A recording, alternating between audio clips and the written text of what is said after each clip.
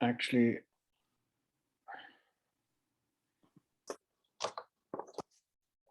Hélène, can you prompt me again to transcribe, because somehow the thing has got lost. And I'm sorry. There is you have to press the button on the bottom, which is the second on the right, which is live transcription. But it's entirely up to you, and it lives on the commitment and the participation of everyone else. We have recorded these sessions, and we are placing them on YouTube, so you'll be able to find them if you enter in the search International Conference on Architectural Criticism 2021. You will find the first two sessions already posted.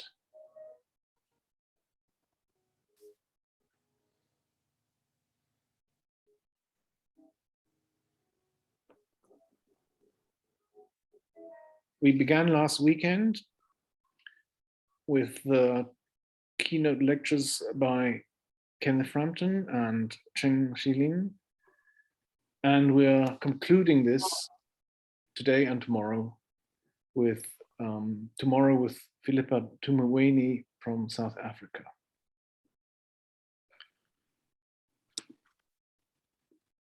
Today's session is co-chaired with Hélène Jannière. I'm very pleased to be co-chairing this. We have split the task of introducing each other. On the one hand, I'm going to introduce Hélène Jannière, who will then be introducing the speakers following Ruth. And I will also be introducing Ruth, Verde, Zein now. So I'll begin though with introducing Hélène Jannière. Hélène and I have made contact through Kenneth Frampton, who advised me to get in touch with her because she has a fantastic overview of the discourse on architectural criticism over the last decades in Europe and the United States. Hélène Jannière is a professor of history of contemporary architecture at Rennes University. From 1995 to 2012, she's been teaching at several French architectural schools, especially at the École Nationale Supérieure d'Architecture in Paris-La Villette. Her main domain of research is the history of architectural criticism and architectural periodicals of the 20th century. And her current research focuses on architecture and urban criticism in France from the 1950s to the 1980s. Among her main publications in this domain is Critique et Architecture, un état des lieux contemporains, Criticism and Architecture, Contemporary State of Affairs, 2019. Also, architectural periodicals in the 1960s and 70s, published at the CICA in Montreal with France van Letem and Alexis Sornin. In 2009, she co-edited with Kenneth Frampton the special issue of Les Cahiers de la Recherche Architecturale et Urbaine, La Critique en Temps et Lieu. And with Paolo Scrivano, she has co-edited a special number of Clara, Architecture et Recherche, devoted to architectural criticism and public debate. More recently, an issue of the journal Histories of Post-War Architecture entitled Committed, Politicized or Operative, Figures of Engagement and Criticism from 1945 to today. She's currently coordinating together with Paolo Scrivano the International Research Program and Network Mapping Architectural Criticism. So here is a key expert in the field of mapping the discourse of architectural criticism, and I thank Hélène for having joined the scientific committee together with her colleague, Paolo Scrivano. Now I turn to introduce Ruth Verde Zein. Ruth and I met first time in person at the jury session for the Salmona Award in Bogota years ago. And it was like, how can one say it? Two houses on fire from the start.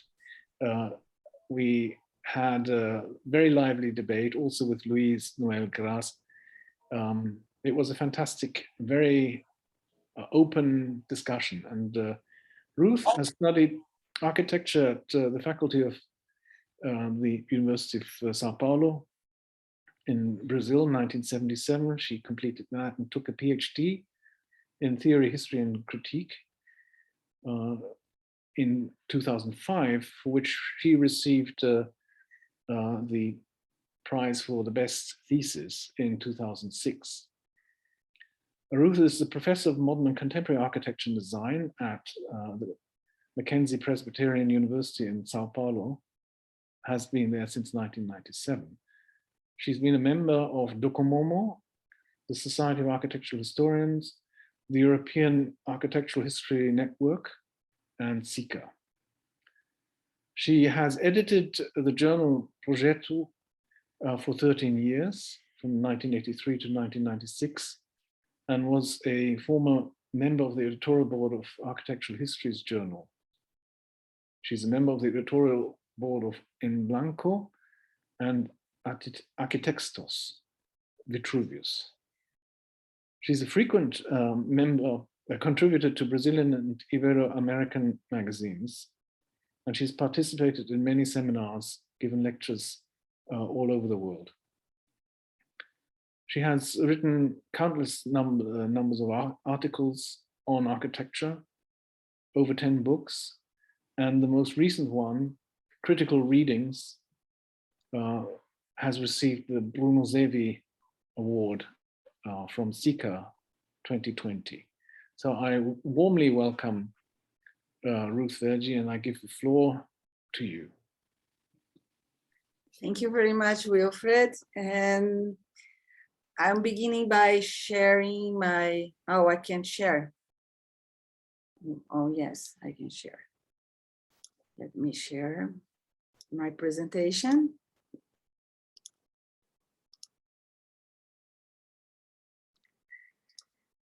Thank you very much for your invitation, and I hope you have some debate today on the duty and power of the architectural criticism. And the name of the title I chose for my presentation is From Where I Stand, because I think it's very important to know who you are, where you stand. And this is a beautiful view of my city, São Paulo, with the Ibirapuera Park, which is certainly one of the milestones of the city in modern architecture, and else, not in Brazil, but in the world, I believe, actually. So let's begin. I am an architect, and I have begun my professional life working both in a small scale design practice and as an architectural journalist and critic. Only much later, I became a professor and researcher, which I still am. Architectural praxis, criticism, theory, and history have always been amalgamated in my professional activities. And I do not find it easy to clean cut their boundaries, as you will realize in the sequence.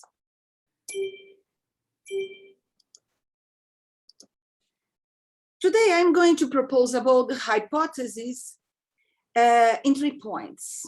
First point, all books containing panoramic historical surveys on the architecture of the last 200 years rely upon limited, excluding, skewed, biased narratives, and we already know about that. A comprehensive, inclusive account on modern architecture fit to represent this century's mentality, preoccupations, and challenges is yet to be written, and we should care about that. Nobody wants to write great narratives anymore. It's not an easy task that in the best cases will take a decade or more of work to be completed, that is doomed from the start to stay imperfect and problematic. Even though we are all aware that of the existing survey books faults, it's kind of complicated to try and change that situation, as very few people would be interested in proposing and working on possible alternatives. It's a standoff. So for the moment, and until further notice, professors, students, and architects all over the world, we are still mostly using the same books just for the lack of something better to lean on. That situation is probably more critical when it concerns the architectural education. But not only that, since inadequately educated architects will probably carry that skewed biased worldview with them for another half a century of productive work. And let's not fool ourselves. The crystallized substances of those canonical texts and their biases are not only present in history classes, as they also permeate design classes in an even more pervasive way, since they tend to be treated as unspoken milestones in a most uncritical way. From where I stand, the situation is even more tricky, since we, the so-called others, the non-white, non-male, non-European, non-etc., global South, etc., or else, we represent the majority of the forgotten pieces that are absent from those incomplete narratives. Or when we happen to be there, it's often to be displayed as bad examples for the supposed faults and mistakes of our architectures and our cities. That is, by and large, a most unsustainable situation. And sooner or later, something must change, and hopefully for the best. For some change to happen, there are many steps that should be considered before committing ourselves to such enormous and tiresome job aimed, no less, to changing the world of architectural education and practice. As in any long-term task, it's important to reflect and be prepared to face some of the risks ahead, to avoid beginning a long journey with the best of intentions and ending it arriving at the same old point we have wanted to transcend. In one hand, it is of essence to begin with it, to clearly and sometimes harshly expose the biases and exclusions of the Western canon, deconstructing its myths, flawed narratives, one-sided points of view, distorted facts, and its occult, but quite evident when one observes with attention, single-minded, wild, male, straight, imperialist, and conservative stance.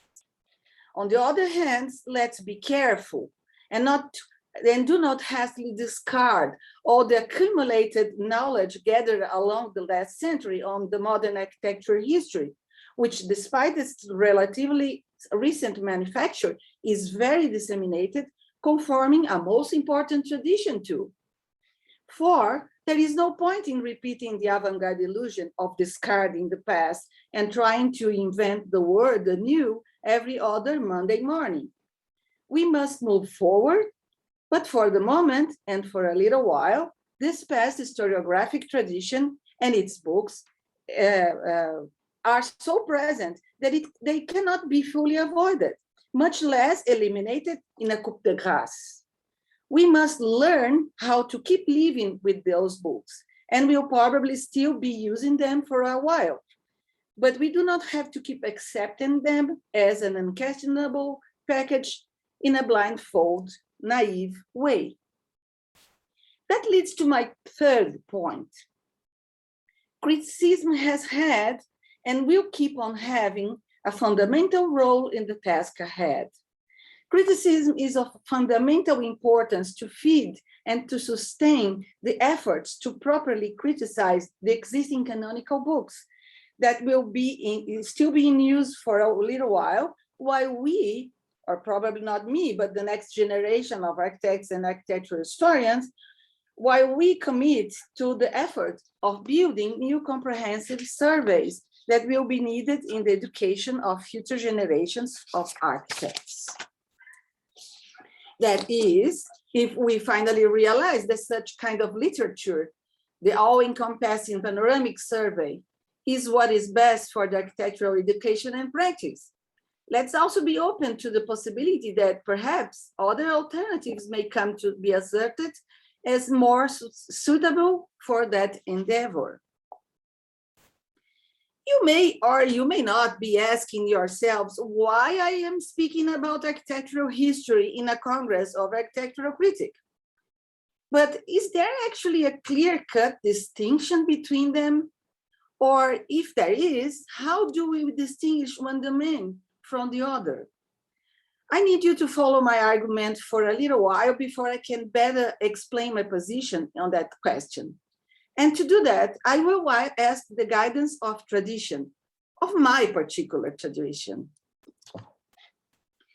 In her seminal 1990s book, El Interior de la Historia, Historiografía Arquitectónica para Uso de Latinoamericanos, the inside of history, architectural historiography for the use of Latin Americans, Argentinian architect, historian, and critic Marina Weisman affirms that, quote, history, theory, and criticism are three modes of reflecting on architecture, intimately intertwined, often confused, which differ in their methods and objectives and fulfill different functions for architectural thought and practice, unquote. She also states that, quote, architecture is a concrete and practical activity. Any type of reflection on it will retain a more or less direct relationship with praxis, unquote. Meaning, she believes, and I concur, that in the field of architecture, no theoretical, historical, or critical approach to the subject should occur in a disincarnated way. As she further says on her book, the, quoting, praxis provides the objects of reflection. Reflection, in turn, provides the concepts that will guide practice, unquote. She also states that since Benedetto Croce and other authors, the character of contemporaneity of history is well established. As so, criticism, as the primary reflexive approach in the observation of the praxis, is in a leading position to help building new comprehensive historical surveys, most especially, since this is my field of interest in research, about modern architecture. And of course, some sort of criticism had already been in the seminal tool on which all the previous panoramic accounts have founded their edifices.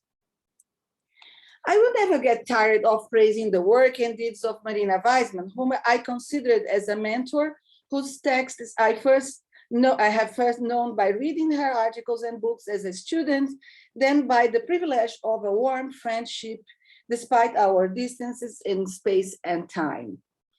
But if you are not a Latin American, you have probably never heard of her work, which is for me one of the proofs of the selective blindness of the so-called international historical surveys on 20th century's theory, history, and critique of architecture. Everybody here or anywhere would certainly learn a lot of being familiar with her works. But until now, very attempts me and other people have made to divulge her contribution in international forums on architectural history have not been considered meaningful enough to be accepted. Ignorance is bliss for the ignorant and angst for the ones that are not. Alas, it seems that the situation is changing, and a recent book organized by Professor Fernando will bring a most enlightened text about the work of Marina Weisman, written by our colleague here present, Luis Noel. But still, there is much more to be known about her work. Anyway, and without changing the subject of today, the duty and power of criticism, I will bring you some quick details on the debates organized by Marina Weisman in the 1960s onward on the possible relationships among history, theory, and criticism. If not for other reasons, to show you that I have no intention of inaugurating a field of being original, of bring some breakthrough novelty to the arena. And that serves me well, since my aim is not to present myself as an innovative person, that so persistent myth of modernity, but to bring you evidence that what I'm saying is a well-established and no-nonsense approach to the subject. Leading the debate is not necessarily to be in the front, looking ahead and turning the back to all. It may also be to look back and acknowledge the contribution of everybody around as a better way to guarantee that the paths that we are going to build are well-grounded enough to succeed. How to find adequate alternatives to properly accomplish the subject of constructing a truly comprehensive historical survey is not a trip that will have a foreseeable ending. It's probably something like a permanent quest. And of course, the authors of those 20th century and early 21st century canonical books that now we may find outdated, but they are still very meaningful, were aware of that. So despite assuming a very radical position when examining these past contributions, I really do not think that we should get rid of them all or to discard everything, these past contributions. And of the last century history books to try and inaugurate a brand new, brave new world with perfect people in it. We are humans, we try, we err, and we try and we wear, and so on. And so I will be happy if, realistically speaking, at least some good comes from the present times wheel of change. And hopefully that begins to happen sometime soon. And in fact, it is already happening.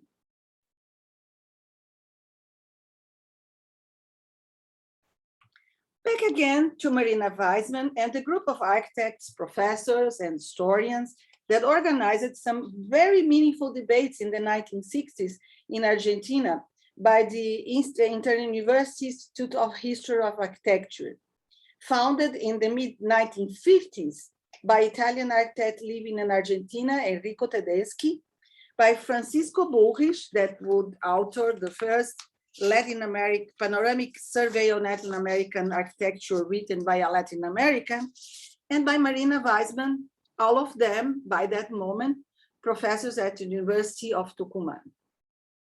Anyway, since I will not have time now for a more complete account on all her and her group deeds and works, I will just focus on a seminary held in Córdoba, Argentina in 1968 that had among its guests the British critic Rainer Banhan, who presented a research in progress that would be published as a book in the following year.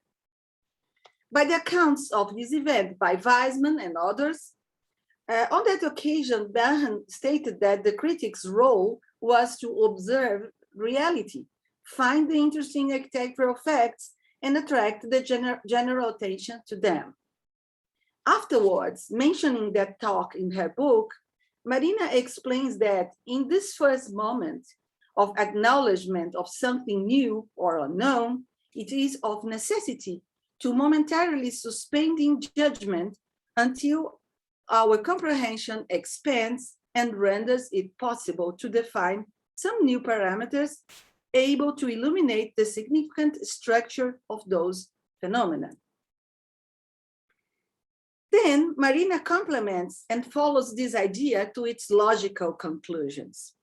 She affirms that this suspension is necessary in a first analytical moment, meaning before comparing a new fact with others known to ones, or other known ones, or better, before applying a decontextualized, ready-made set of rules to judge anything that is new to us, we have first to honestly acknowledge that what is supposed to be a novelty to us may be a well-known fact to others. And secondly, that we have to proceed carefully and do not hastily force the comparison with that new phenomena with any previously established ordering system.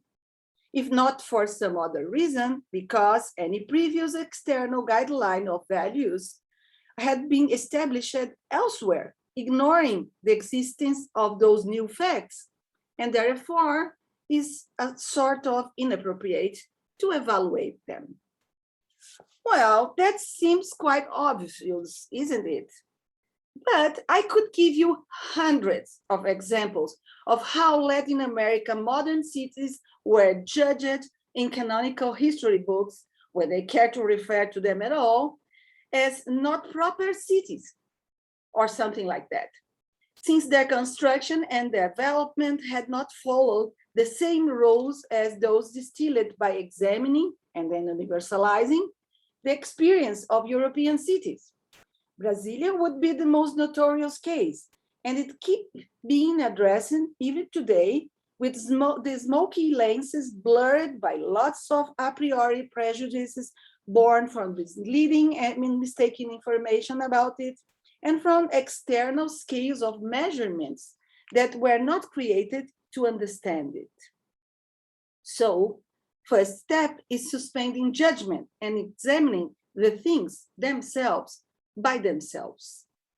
But then, quoting Marina again, the prolongation of suspension of judgment beyond the establishment of proper guidelines to judge is negative, since it leads to the indiscriminate acceptance of all examined phenomenon. The fear of mistaking the judgment about a new proposal tends to limit the critic to a mere description without risking any evaluation. But the critic's function is precisely to make judgments, if they are to render real service to the professional community, end quoting. Besides, that is why critics have no immediate compromise with finding the truth. On the contrary, they have to accept the error as part of their tasks of evaluating new phenomena. For it may happen, it will certainly happen, that even a well-founded and carefully crafted critique will not fully understand the situation and may even understand it quite wrongly. We are humans, we try and err, etc., etc. And I am not at all sure that there is a truth content imbued in any building or ensemble to be once and for all assessed, since human works are contingent and limited, as are our minds and bodies. Criticism must try and be informed and precise, but it's not its task to be always correct. That would be a preposterous and an arrogant proposition. And that is why, since there will be no single truth to lean on as a perfect interpretation, that is why it is necessary to gather several different and diverse critical evaluations created by a variety of authors before assessing the importance of a given phenomenon as a basis to legitimately include it in some sort of historical panoramic narrative. For that, at least two conditions must be fulfilled. A, that phenomena should be thoroughly studied by collecting an ample amount of information about it for the critic to be able to suggest a more complex and intricate assessment of its importance. And B, that phenomena must exude enough substance to be arguable that it may have an ample meaning even to a larger community than that of the immediate people and place that it is affected by it, that is affected by it. Again, that seems quite obvious, but that is not what usually happens, as you all know. To begin, because if a phenomenon occurs in a so-called central continent, it is supposed to have universal value, no matter what. thus avoiding the examination of the second proposition. Most of the phenomena included in the canonical books have been admitted there based on incomplete, inadequate, even biased and disinformed data and interpretation, thus not following the first proposition. Well, that even may be seen as an interesting achievement of the canonicity process. It has provided us, all critics and researchers, with plenty to do for decades just to disprove these mistakes. But that is as good as it is bad. Should we stay forever attached to prove or to disprove these narratives? Should they keep us all prisoners inside this kind of circular library of old books, looped bookshop? Why are we so attached to that? Why are we so afraid of losing something in the process of enlarging our knowledge about the last 2 centuries of modern architecture, that we are doomed to never surpass them? Should we keep on believing that modern architecture has a geographically limited origin, even after the data on modern buildings is spread all over the world, already collected by researchers and scholars working in all continents, clearly show us that it is a phenomenon that has happened simultaneously everywhere? Despite the differences, all participants in the modernization process that have steamrolled the planet, to use an expression coined by philosopher Agnes Heller, we are still afraid to abandon the parti pris that some parts of the world, the ones that colonized it and explored it, are by divine right the better ones or the original ones, while other parts of the world, the ones that suffered that colonization and exploration, are doubly penalized and will never ever have the right either to denounce such inequalities nor to look at ourselves with pride and care for the precocity and high quality of our contributions to the field of modern architecture. Well, you may say, the problem is being solved nowadays, and wonders of wonder by the same group of people that created it in the first place. Just go to Amazon and order the new enlarged editions that are being prepared with the new chapters, including us, the others. Problem solved, isn't it?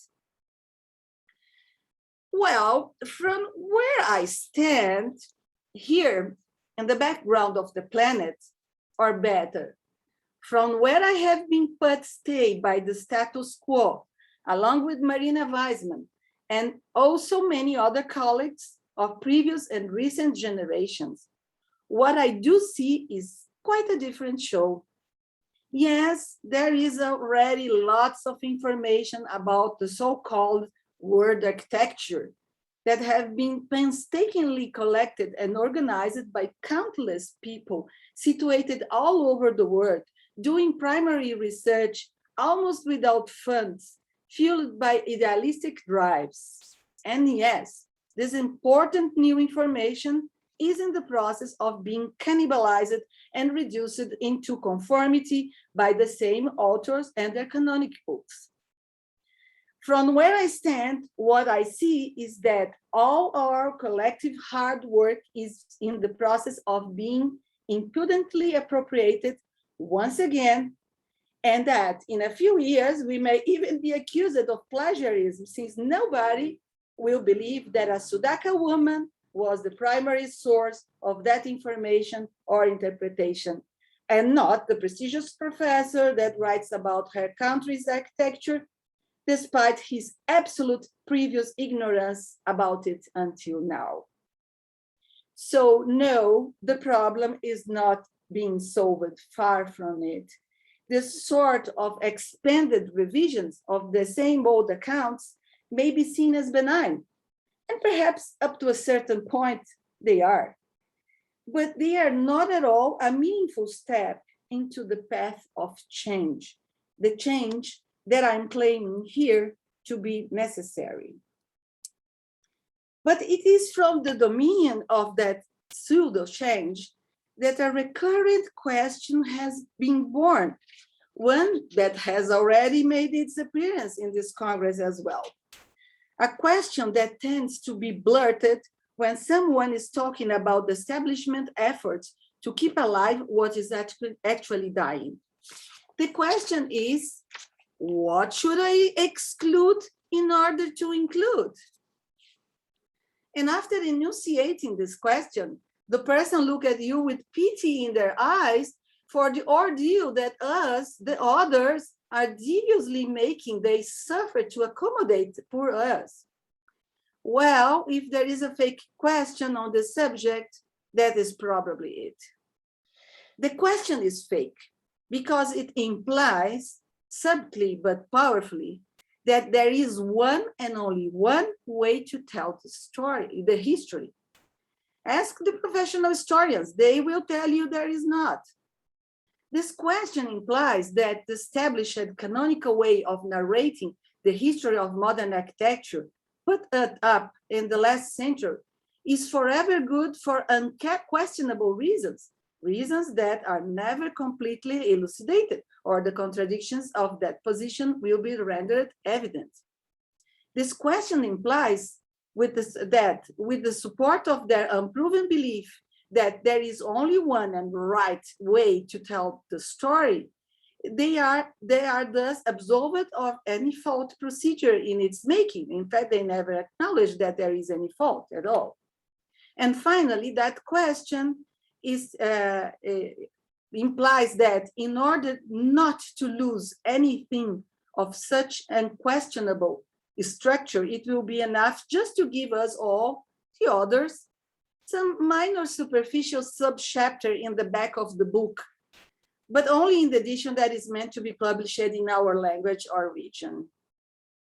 On all that, my answer is, don't be afraid of losing things if you accept to devote yourself to the absolutely contemporary and necessary task of revising the canonical panoramic books. If not for nothing, because all truths and all paradigms are not permanent. On the contrary, they must be constantly challenged and revised if they are to be kept alive for real good reasons.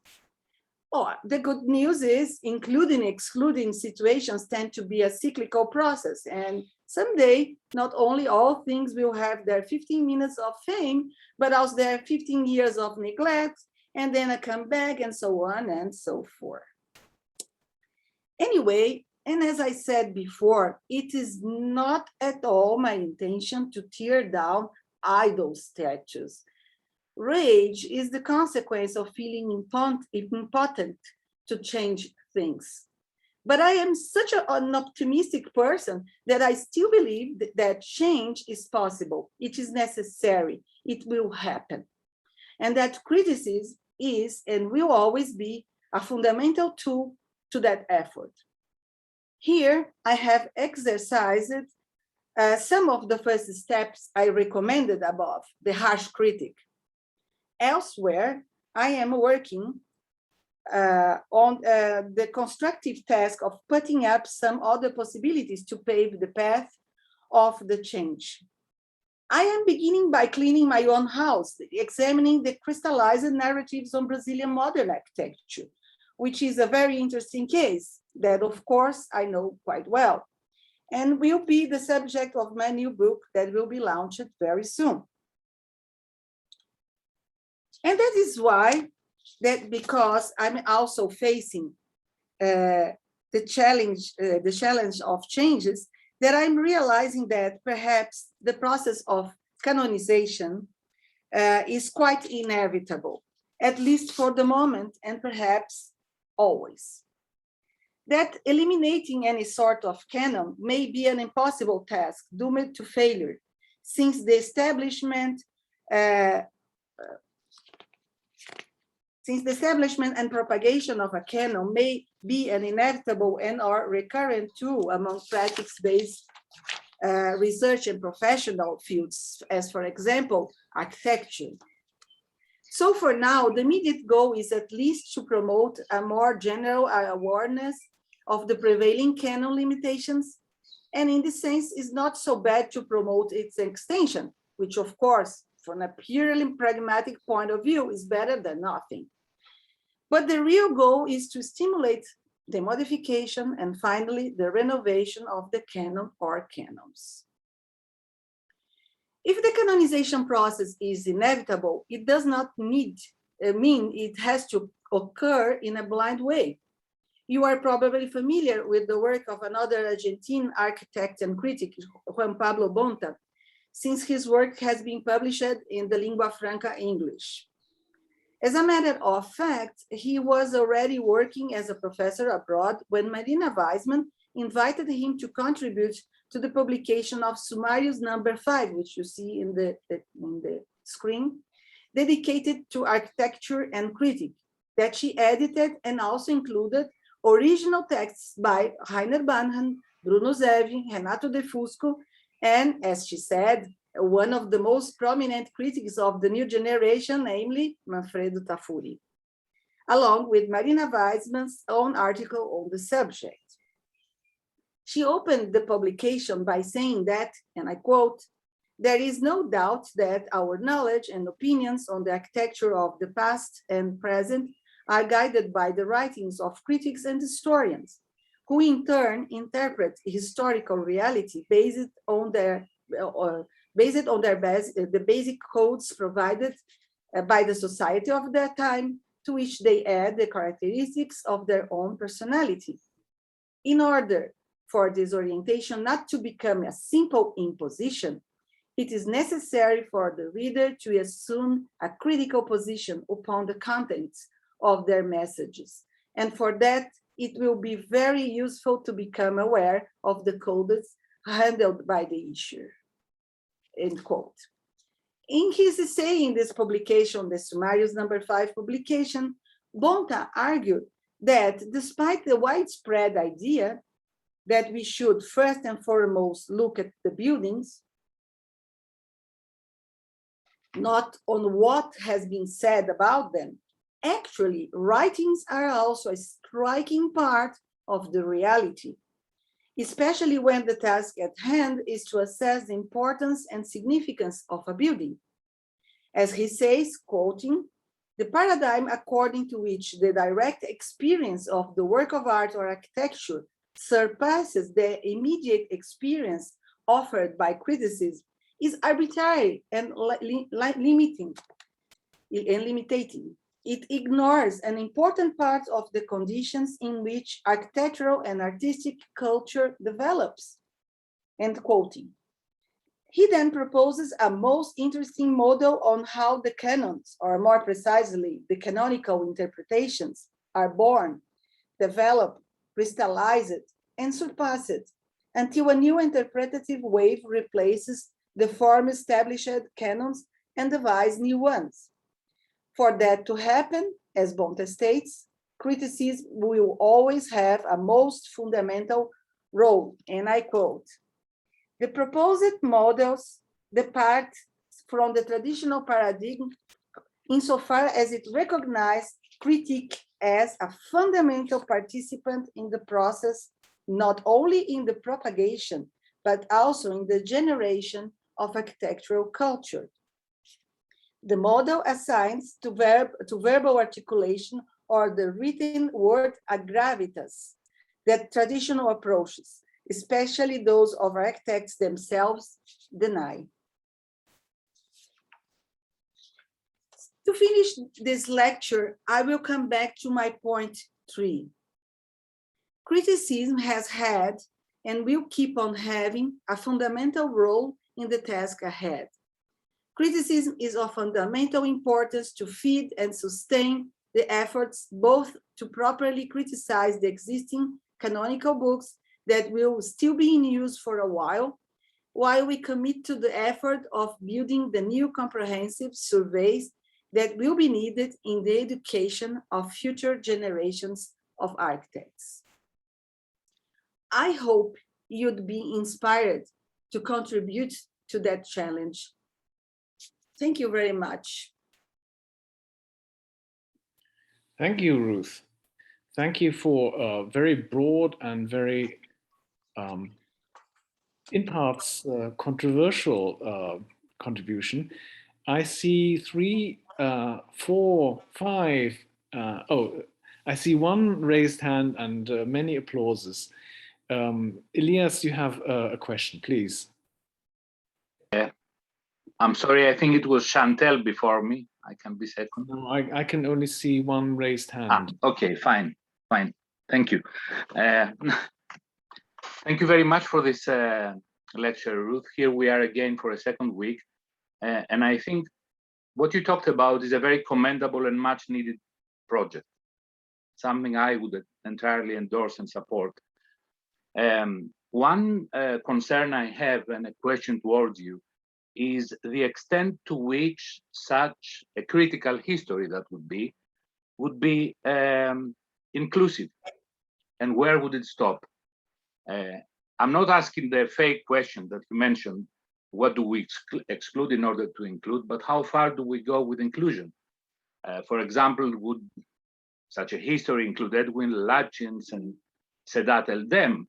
Kenneth Frampton in his book, and we talked about last weekend quite a lot, included Piconis, but not in parallel with other avant-garde architects of modernity.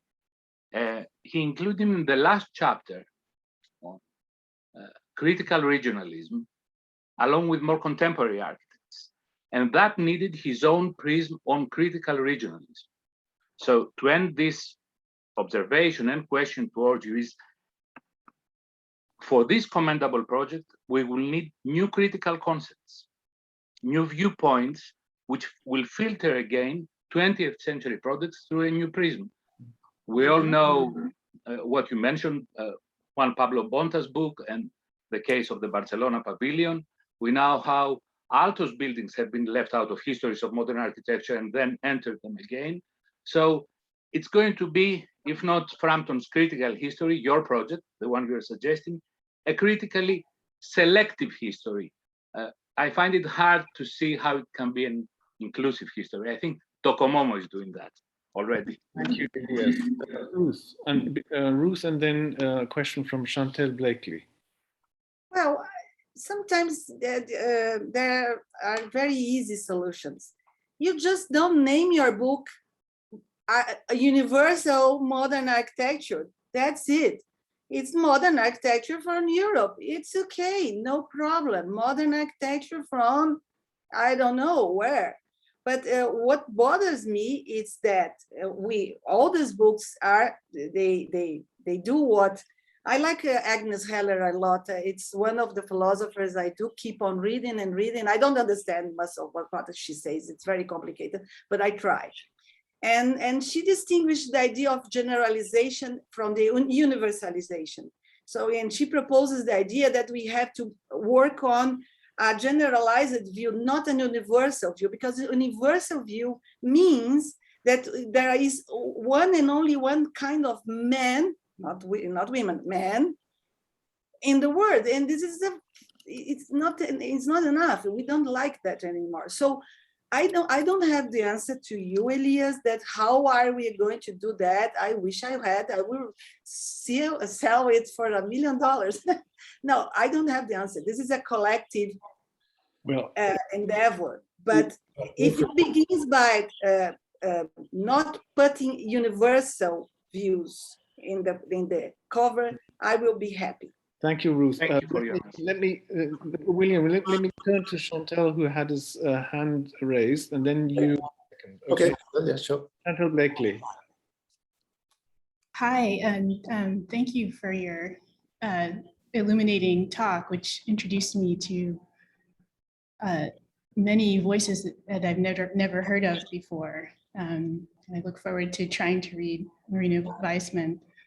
I'm wondering if, to your knowledge, there are, let's say, methodologies that emerged in architectural history or criticism in Latin America or below the Tropic of Cancer. Because I can't help feeling, I'm teaching the history survey at Washington University, struggling to find a way to speak, let's say, at the same level of those histories that we all read. So, I mean, could there be some kind of chthonic criticism using local examples that we're missing? And if there isn't, is there something we're doing wrong, let's say, by reading those canonical histories, being too influenced by them? I hope that makes a bit of sense as a question. We are not doing wrong by reading these books. Actually, I have all the books and I read them all and I appreciated them very much, actually. But yes, there is, but you have to read in Portuguese or Spanish. That is the short answer. So I realized that the lingua franca is English, so that puts us in a bad situation. Hanno Walter Kruft begins his comprehensive book by saying that there is no critical theory in the Latin American realm. It's because he never read Spanish or Portuguese.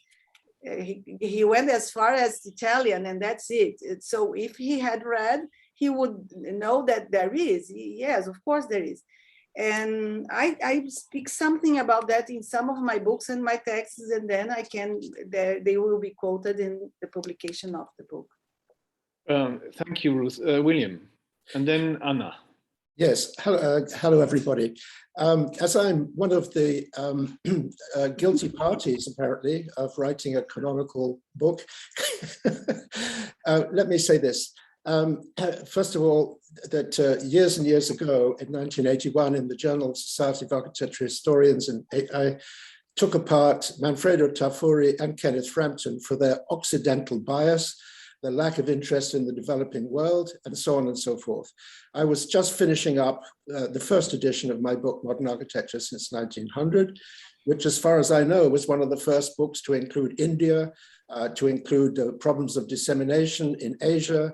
And then I went on and developed these ideas, not just from the point of view of the scholar's study, but I spent long periods in India, in Mexico, in different parts of the world, investigating architectures, ancient and modern, and tried to construct a far more complex vision of an international dissemination, including diffusion, acceptation, transformation in many parts of the world. And eventually in the third edition, took that much, much further by recasting the 1930s with a chapter which was called the international development of modern architecture of a new tradition, national, regional, and international. So these issues have been of concern to me for a long, long time in individual studies, monographs on different architects from India, here, there, and everywhere, and in the structure of that book.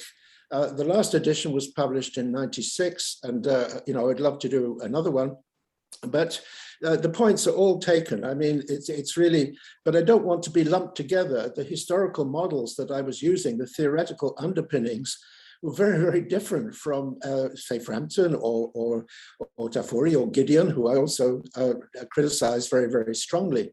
I was against determinism. I was against simple ideas of zeitgeist. I was against the idea of a simple canon. I mean, I was involved with the idea of rereadings and transformations, always from a very, very early stage.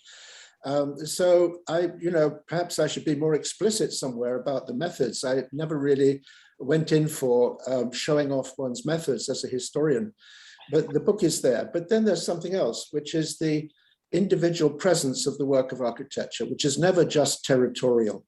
The deeper the work, the more complex its relation to the rest of the world is.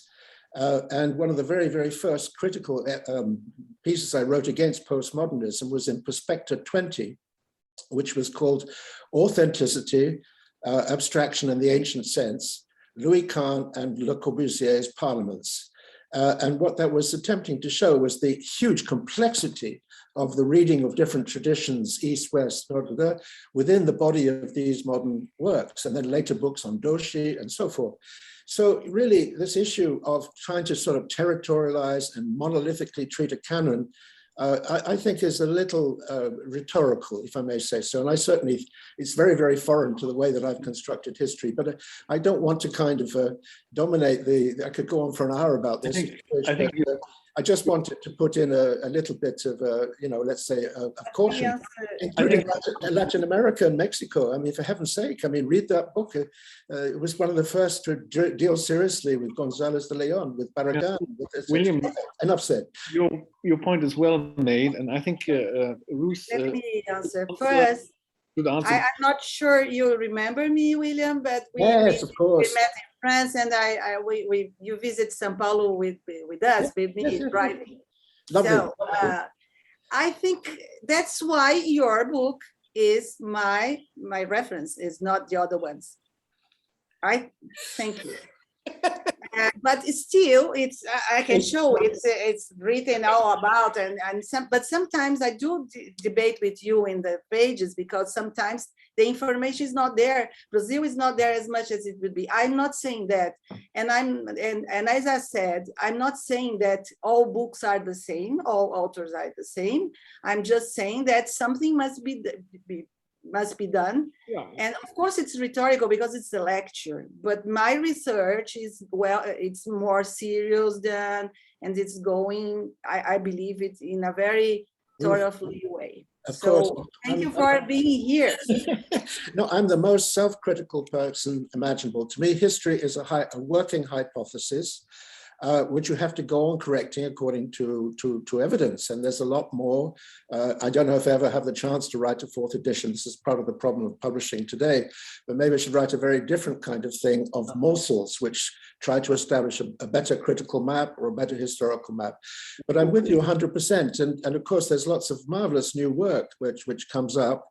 But I do, at some point, this comes to criticism as well, the evaluation of a work of quality at a certain point lifts itself above issues of territoriality and takes us into the realm of architecture as such.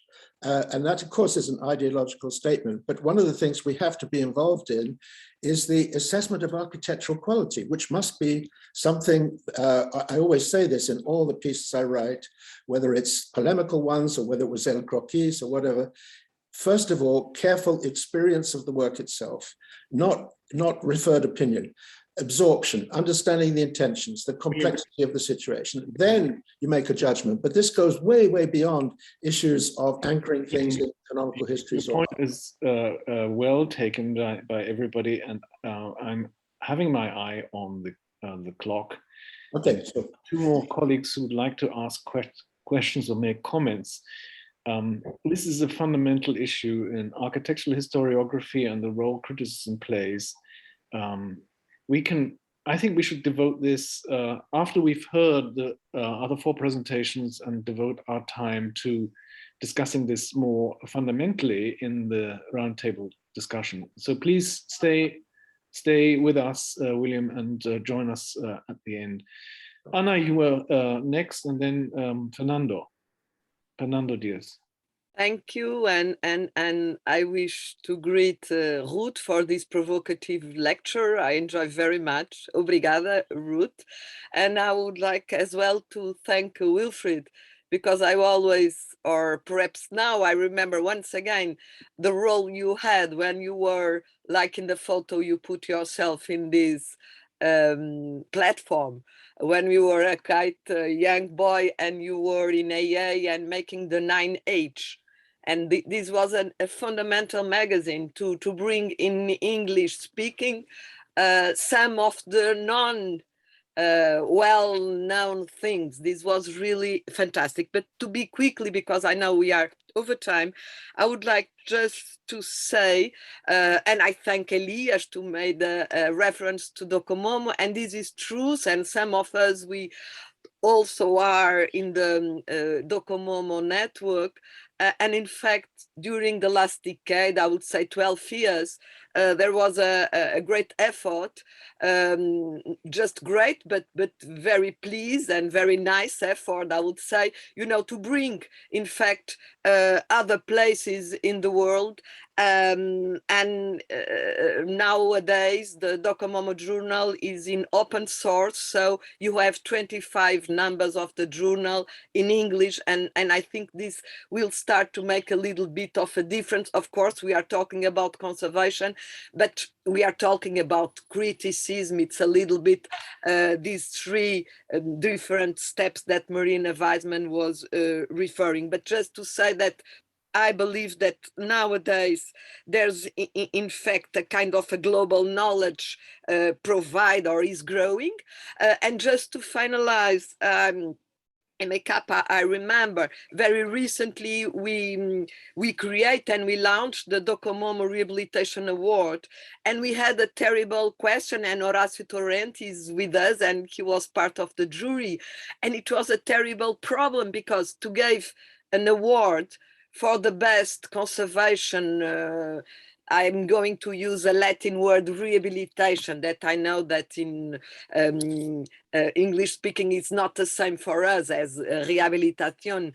But the thing is, to award the best, we have just German or North American examples. And we made an effort, for instance, to give an award to South Africa with a not canonic, I would say, perfect conservation, but with other values. And this, I think, enlightens this question, which has to do to look to different canons and paradigms to, let's say, accomplish our mission of the duty and power of criticism. Thank you so much, Ruth. Thank you, Anna. Fernando, can you be brief, please? Okay, I'll try. Well, thank you, Ruth, because I just want to add that canonization and exclusion has a lot to do with the narrative of the 20th century and the idea that of progress, of avant-gardism, that the new will replace the old, and there is a progressive quality along the century, and this is a lot about this heroic journey and this idea that that the precedent must be destroyed, so there are better things and something to be left behind. So I don't agree with this idea of culture that I think that nourished these narratives of the 20th century and the myth of modern architecture. Thank you, Fernando. That's a very succinct way of putting the one interpretation of the narrative. We should take a break now, and since we have overstepped our time, it will only be a 5-minute break to claw back some time. So we will meet again at 10 minutes past the hour, please. Thank you, Ruth, for a brilliant presentation. I'm sorry, I was no problem. a very poor moderator host, but it has stimulated so many things, and I'm sure we will continue. We can continue for years on this topic. Oh, that was the idea, to be provocative. So I succeeded. Yes. Thank you. Till later. Okay.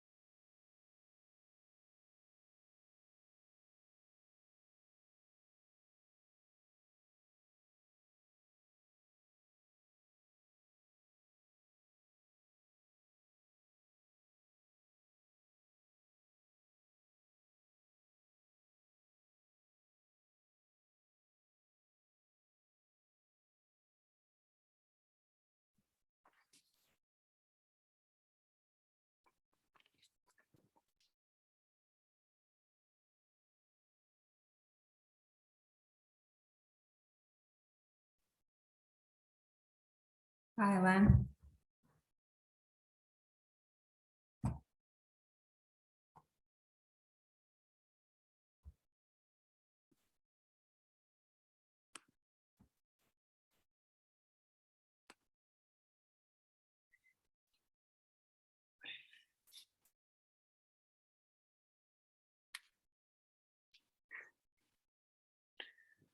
Hélène, if you'd like, I can leave this image up for the time you are taking to talk about the 4 presenters and the topic, or if you don't want, then I can take it away.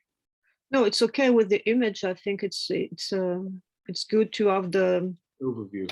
Yes.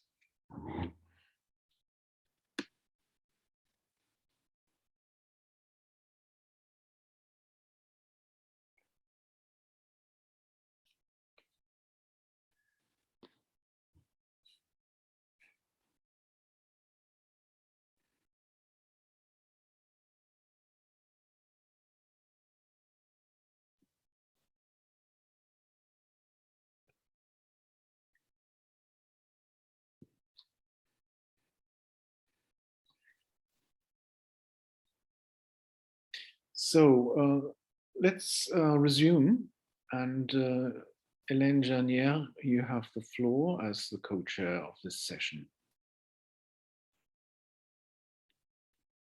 Shall we begin now? Yes, please. First, I would like to thank you, Wilfried, for organizing this conference, which is really very inspiring. And I would like to thank also Ruth for a brilliant presentation. I was also very pleased to hear something about Marina Weissman, whose writings on criticism are really very interesting and not very well known. I mean, in Europe, at least. So the third session of this conference is entitled Criticism and its Effects. Effects on efficiency of criticism have been very, very often discussed. And it's a very significant and important issue, at least from the beginning of the 20th century onwards. Architects and also critics and redactors of architectural journals have constantly posed the question in the architectural press of the efficiency, especially on the quality of building, but also on the design process. The session will tackle this issue, but it will also enlarge the signification of effect of criticism on a cultural level. It will examine criticism seen mainly as a mediation between the architect, the building, and the public. And it will also consider effect of criticisms that have been largely overlooked by historians and also by critics until now, such as the consequences of criticisms on the demolitions of buildings. We have 2 sessions, two papers on this topic. Our first speaker is Jasna Galjer, that I will introduce now. Jasna Galjer is an art historian and professor in the Department of History of Art and Architecture in the University of Zagreb. Before joining the university, she worked at the Museum of Art and Crafts in Zagreb as a curator of the collection of architecture and design. Her research interests focus on 20th and early 21st century history, theory, and criticism of architecture and design.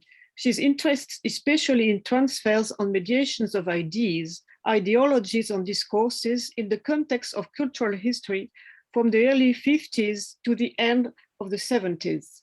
She authored various essays and monographs on architectural criticism, cultural history of periodicals, architectural photography, history of exhibitions and design. She curated and co-curated several exhibitions, including Reflections of Bauhaus in Zagreb in 2019. She's also an associate member of the research program on network mapping architectural criticism. And currently she's included in the project and research network of Bauhaus pedagogy after 1933 at the Bauhaus-Dessau Foundation. Today, in our contribution, which is entitled Architectural Criticism in the Space for the Unexpected, Jasna is going to examine the effectiveness of architectural criticism practices from the 50s till today, basing on the case study of the Public Open University in Zagreb. So Jasna, the floor is to you.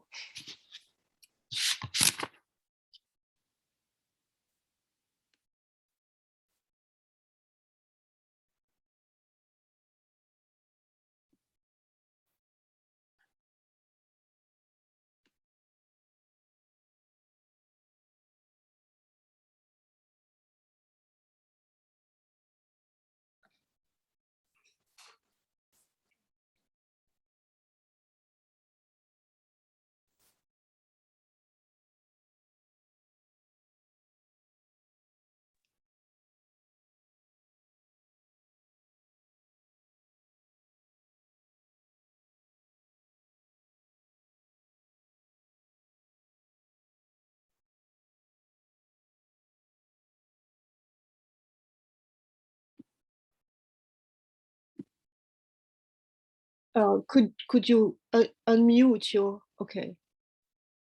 I still have some problem with. Yes, go to that one. No, go to, yes, no, that one, no. You need to close the window of the percentage. Yes, and now you go. Go to that, yes. No, not the percentage, no. That one, yes.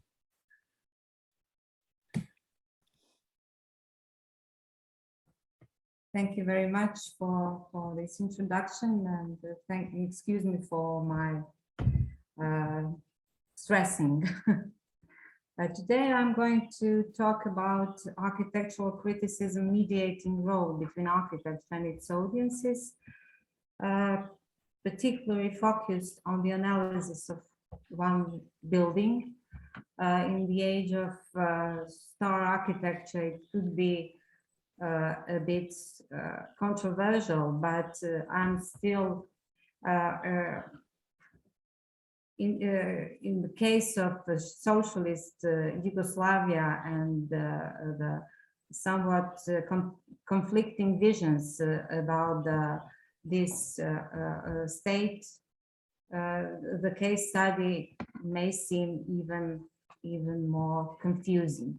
The focus is not just on the building, but to examine specific models of operating architectural criticism and shed light on some key aspects of its relevance today, particularly opening some questions such as, did these practices create new perspective of reading architectural field inside or outside professional audience, and how the agents of criticism, institutional frameworks and sites generate, if they do that at all, dialogue in contemporary architectural criticism and architectural culture. So the presentation is divided in three parts. First one is concerned with the case study of socialist modernism in the context of creating historiographical narratives. The first example is recently held exhibition in a canonical context of institutional framework. It is Museum of Modern Art in New York, the one we have been concerning in the last session. And it was very inspiring for me to listen the point of view that was examined in the presentation, but still is the question concerning this exhibition is still how it tries to use the institutional framework to establish a new historiographic narrative of socialist modernism, particularly in the case of architectural production that was also a little bit left aside, but yet it did not, or it did not actually answer on some very challenging questions, such as how does this particular socialist modernism, which took root in Yugoslavia, how does it, if at all, it is different from other canonical socialist narratives, such as tradition or continuity of discontinuity of this modernist architecture from interwar periods in Hungary or Czechoslovakia concerning the Yugoslavia. So this, I would say, performing criticism in the format of somewhat blockbuster exhibition is perhaps more visible in the installation setting with its aim to actually aestheticize both architecture and politics that was in the focus of the exhibition. The same could be said for the catalog of this exhibition as well. Photography heavy volume with a focus on great standouts, emphasizing the quality of iconic yet isolated structures that have survived the bygone state. It is concerned with, I think, almost 20 case studies, among them also Mosha Piada Workers' University. The original name of the institution was it was named by one of the leading politicians, but the thing is that the politician was also one of the leading intellectuals from that time, 40s and 50s, and that during the history it is quite important to stress that it changed not just the name, but also its main function. So one of the main problems with this study is that it is double-coded in postmodernist terms, which is one of the basic problems of the concept of the whole exhibition as well, as it is equating the codes of social and political identity with formal concepts, actually putting aside the main thing, which is social engagement as a key point. We would perhaps dare to say the true function of this building. The second example I would like to show is Yves Blau and Ivan Rupnik's study named Project Zagreb, but Zagreb not as a narrative, not as a constructing history, but the authors try to propose the transdisciplinary, interdisciplinary method of reading the city as an open, unfinished work, which does not give or attempts to give definitive answers on any of the key problems we are dealing with. So here again, we have case studies, but the main difference from the previous example is that they are contextualizing the selected topics in attempting to conceptualize the dynamic of practice within the whole. So here again, the same building is included in the representative examples, paradigm examples of the story, but what is main difference is the high density of the ideas that are proposed for the perhaps opening the platform for future solutions for the present state of this state of arts. At the same time, to perhaps point diverse directions in which criticism went at the same time. Just briefly, one documentary film from the same time it was directed, it was produced at the beginning of the 60s, and it shows that the viewing and the perception of the meaning of the building of the modernist functionalist city was not by no means determined just by one point.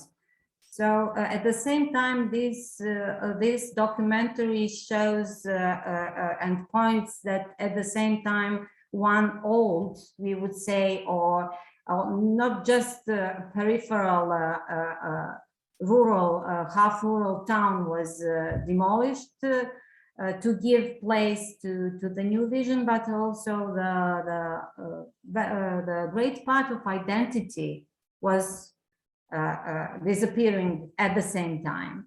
And the second, more radicalized point of the same vision is given by the Orson Welles film, very famous film Trial, where we find the same spaces of this modernist architecture in the role performing visual language of one dystopian and hopeless world and space, of course, and just to show that not just locally in local periodicals, but also in the L'Architecture d'aujourd'hui, Architectural Review, Architectural Design, all these architectural periodicals published practically the same images of this building, performing the not just this political, here is president of Yugoslavia at the occasion of the opening of this exhibition. This fascination with symbols, with images of modernity like cars and public transport was at the same time somewhere present, perhaps more in the first plane than the second. The second part of the presentation concerns with a networking topic, also connected with the Ruth Verde Zein lecture, which I liked very much, which opened the question of the other as a point of view, our side, outsiders who are coming from the place outside canonical narratives. But this is one of the perhaps rare but very illustrative examples of the moments where these dialogues were really functioning. So at the same time when Nikšić was working on the project of the Workers' University, he was invited by Bakema to participate at the last CICA meeting held in Otterlo in 1959, where he presented this. Here we see the Nikšić presenting his project. He presented Workers' University, which was at that moment still under construction before the auditorium, professional auditorium coming from all over the world, and which was at the same time very critical about CICA ideas. And so here we have the real communication on one side, and on the other also great photos, great images, but showing in detail what was really the concept of trying to make a synthesis of a political project, political experiment with experimental architectural functions. So to create a dense network of interwoven spaces that were analogous to the small town for, I think, 5,000 participants, users per day, most workers who were expected to accept this space as their new home and to create new cultural needs, not just to educate. What is, I think, especially important that at the same time, Aldo van Eyck presented at the same meeting his project for Amsterdam Orphanage, which was, I think it's quite telling, that was never, this fact was never put in focus of architectural historiography or architectural criticism till now. And in the last part, perhaps one trace of optimism for not just this building, but if we look at it in a wider context, how it was perceived in the chaotic transitional post-socialist period of the 1990s, when it was the place, the location where experiment, again, a place for one experiment, this time urban seminars, where among invited lecturers, we had Kenneth Frampton, Hermann Herzberger, among others. Herzberger was giving lecture about, so Herzberger, especially because of these ties between Otterlo and journal magazine Forum, and during the 1990s, where these ties were again revitalized between Berlach Institute and Zagreb architectural circles. And I will not read this quote, but I think it's quite telling because Herzberger stressed this point that architecture is not here to give definitive answers, but to open questions and not to build canonical spaces, but to perhaps make spaces to be ready for the unexpected. So this is Moshe Piade sculpture, and in the 1990s it was demolished, and this leads us to the concluding question about to be aware about double-sidedness of architectural criticism. If we look at these selected examples, on one side, persuasive power of in mediating the meaning of architecture, versus on the other side, lack of real impact outside professional field, outside instrumentalizing institutional framework. So perhaps to end with this question, we could ask not why was it there, but why is this particular building or architectural criticism still here in this provincial town surrounded by iconic ruins of similar kind. Thank you for your attention. Thank you very much, Jasna, for this communication. So you try to develop some different ways of criticism to act towards the dissemination of buildings, and I find that the last question you posed, like a conclusion, could really open the debate. So is there a question?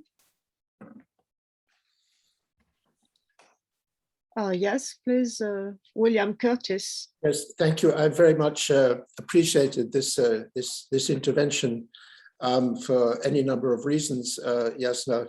The buildings in Zagreb, which you mentioned, are not only major contributions to the socialist society of the period, but particularly the Workers' University is pretty close to a masterpiece. It's an extraordinary exploration of social relations in space.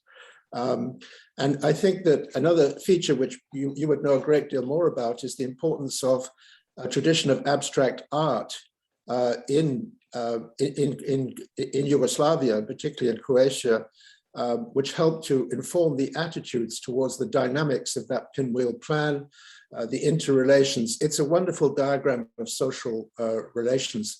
The other building that knocks me out completely is the town hall, the civic building, which is another absolute masterwork of a transformation of Corbusian models. So this issue of diffusion and transformation is so present there. You may or may not know my obsession with Ravnica, who never fits any of the categories at all as a classicist and everything else. But I found this very, very stimulating. Also, I think your critique of MoMA was dead on.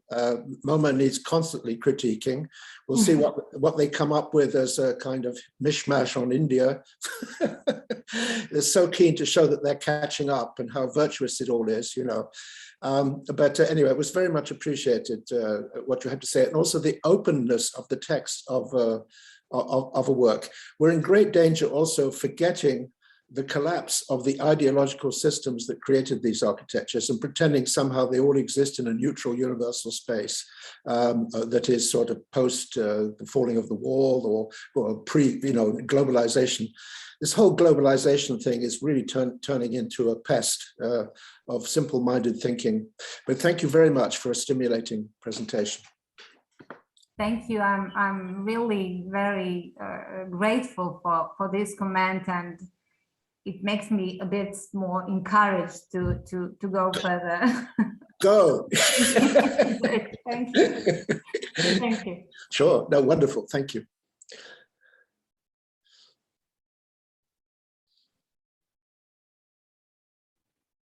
Any further questions, please, or comments?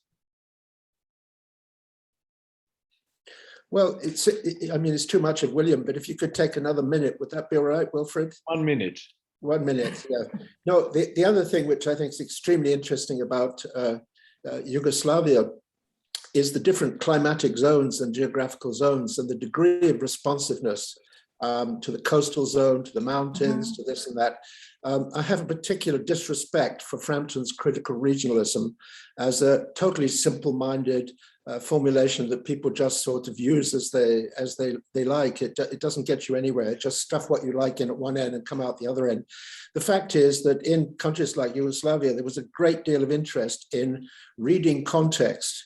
Way back in the 60s in the coastal belt, learning from the vernacular, treating things partly as a Mediterranean continuity with then some cousins in Greece and even in Spain.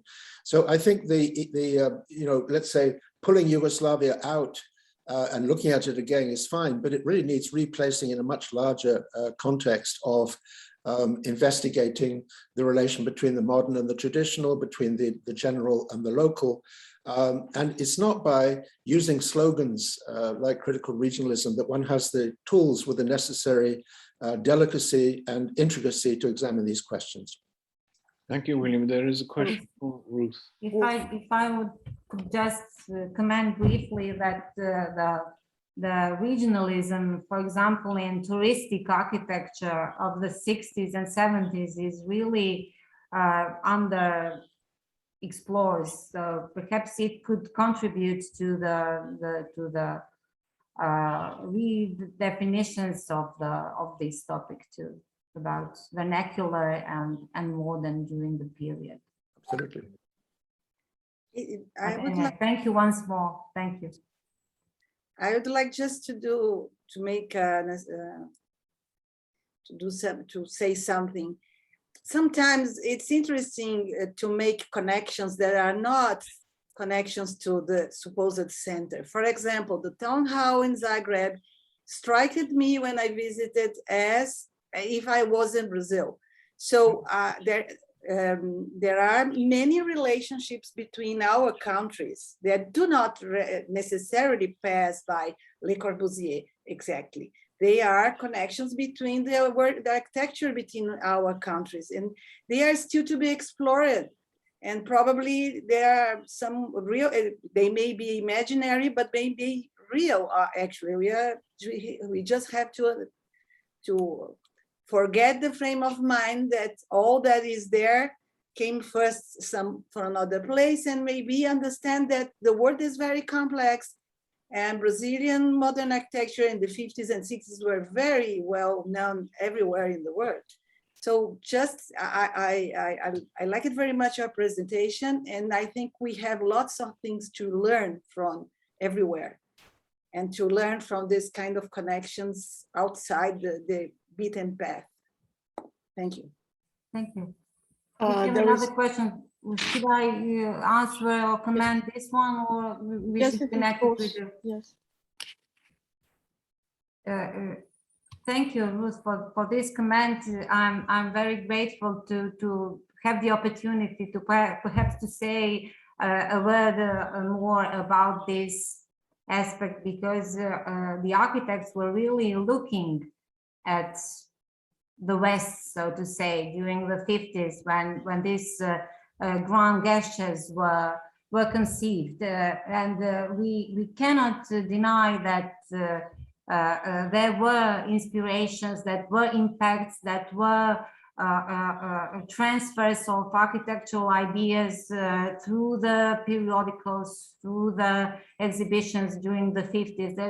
There was no real iron curtain during that time, because this is obvious. So if we compare, when we analyze these buildings like City Hall, we cannot not to see that it is conceived, designed exactly in the 50s. But what is some kind of dimension we should also have in mind, that the function of that the whole urban concept was conceived in quite specific circumstances that were, and this architecture was really meant to have some place in this context and the function. Thank you, Jasna, for your answer. I think that we will skip to the second presentation now. And there was a comment, there were two comments in the chat, and there was also a hand, but maybe we can keep the observation for the final roundtable, if you don't mind. So thank you. Thank you. I will present our second speaker, who is Konstantinos Petrakos. Konstantinos Petrakos is an adjunct faculty member at the University of Patras in Greece. He teaches studios on courses. He is the research coordinator of the ongoing design research on coastal domains. Konstantinos is a licensed architect in Europe and is a co-founder of Polity. His work has been awarded numerous prizes in architectural competitions. He received several awards and honors. He published in architectural journals and books and exhibited internationally. He is currently a PhD candidate in architectural theory at the University of Patras, and he was awarded a Master of Architecture from Cornell University in 2017. In his paper today, he will investigate the possibility of an architecture that is produced not by addition, but by the reverse process, subtracting. So I give the floor to Konstantinos Petrakos. Hello from me. It's nice to be here. And I will continue from the last question that raised the previous speaker.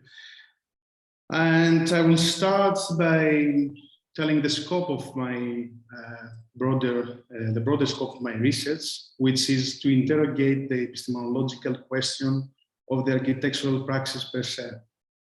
As many scholars have already pointed out, that architecture is inextricably intertwined with the act of building. It constitutes a common ground that the ultimate architectural praxis comprises in the process of designing and erecting a structure, from Logier's primitive hut to the contemporary discourses. Architecture is constantly portrayed as a process of adding. There are very few instances that architecture is discussed otherwise. This is exactly the area of study that I'm focusing. Particularly, I'm investigating the possibility of an architecture that is produced not by addition, but by the reverse process, the act of apheresis. The word consists of the prefix af and the verb ereo, and it means to take something away from the totality of which it is part. The term is already well known and used primarily in the medical science. The reason for employing the above term is because I wanted to avoid synonymous words that would cause misunderstanding. Particularly, as will be discussed, the words that I want to avoid are subtraction and abstraction. Both have already excessively used in architectural theory, thus bear very strong connotation and meanings. Our built environment is the product of many forces, as it is aptly described in the competition taking buildings down. It can dialectically be reduced to the tensions between creation and destruction, addition and subtraction, erection and demolition. Having the above problematic as a starting point, the main objective of this paper is to investigate the potential of architecture to act as an interpretive tool for the erasure of buildings, structures, and infrastructure. Specifically, it aims to explore the possibility of subtraction and the production of voids as a creative act. The act of adding in architecture has always been connected with adding value. Subtraction, however, can often add value that cannot be quantified, assessed, or even envisioned. The act of removal provides a space for critical thought on the economic, political, and social context.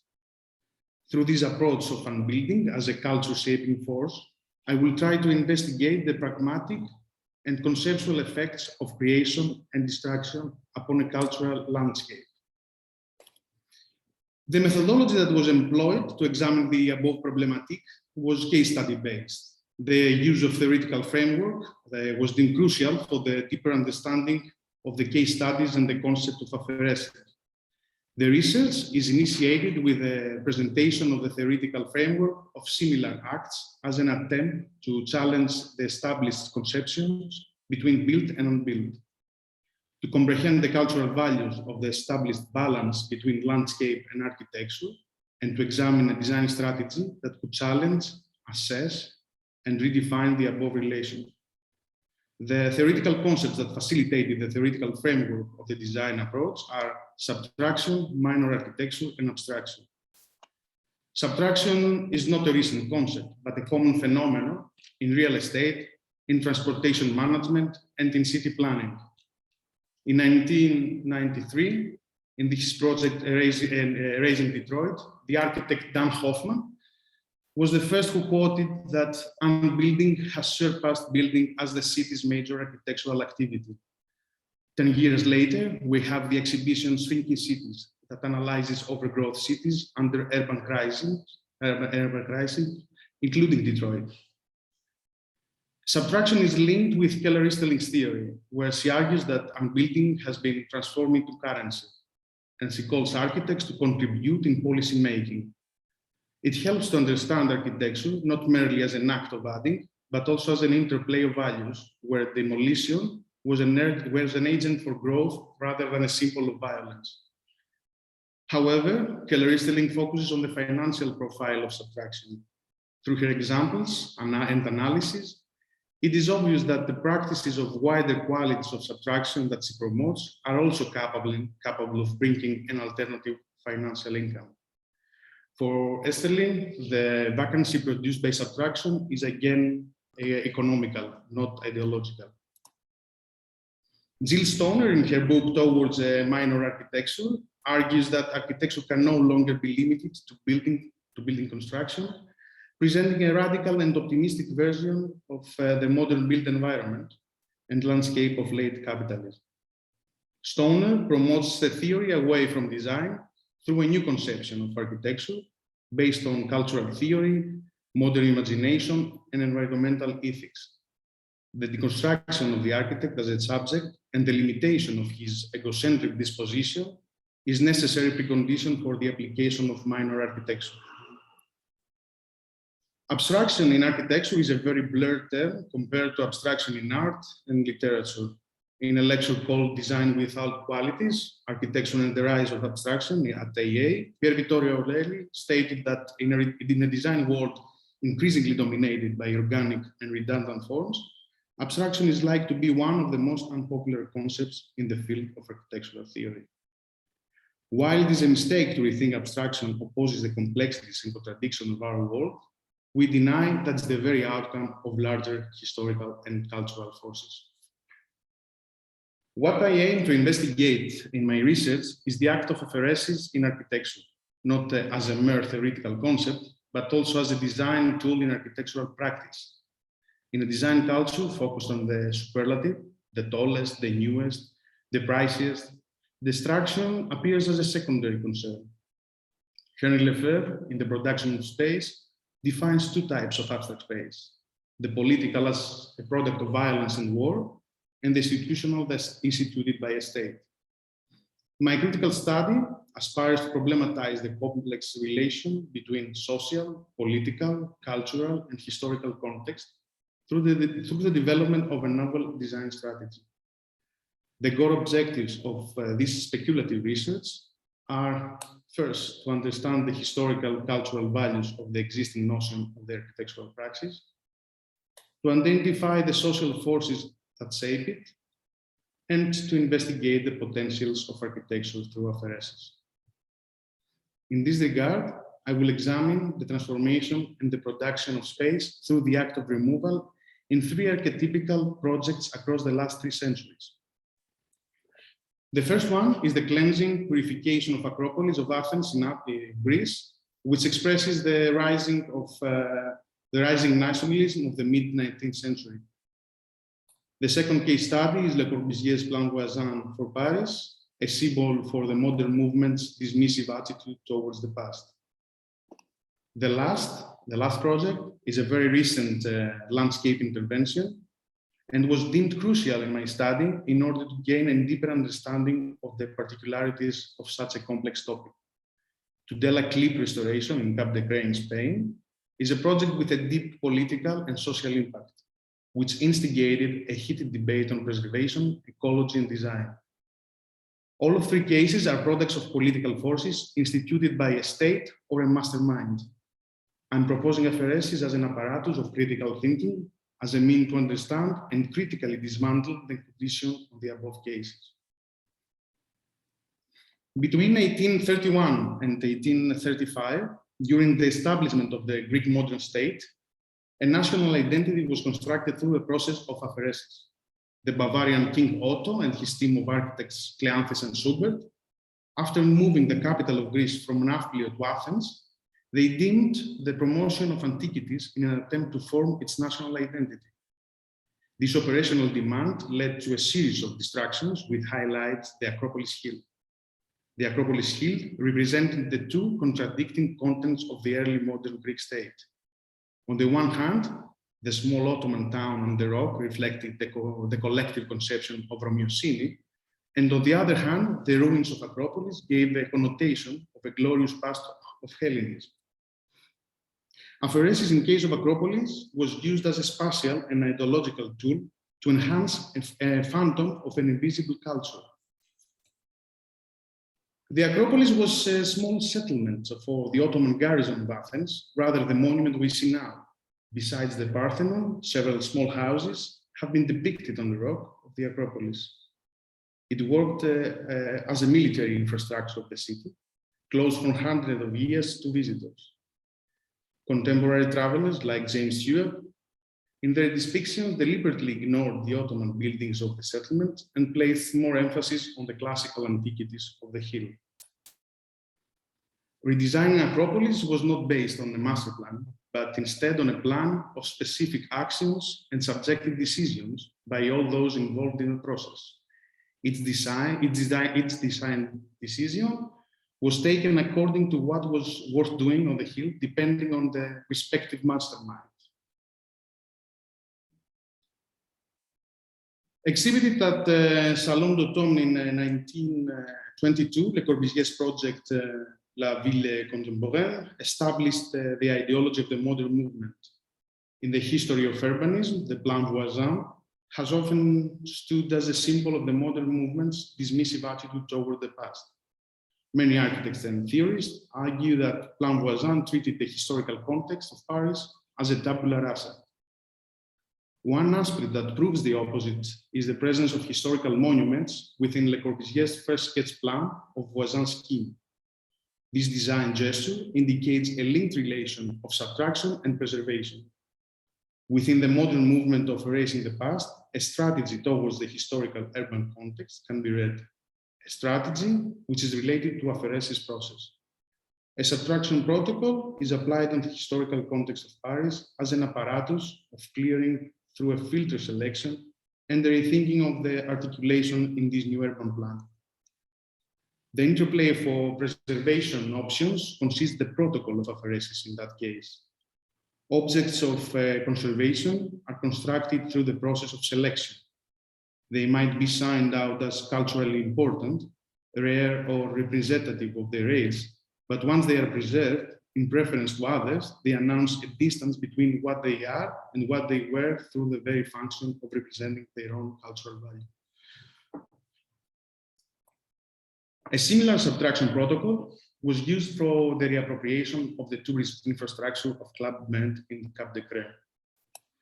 The peninsula of Cap de Creux lies 25 kilometers south from the French borders at the far northeast of Catalonia.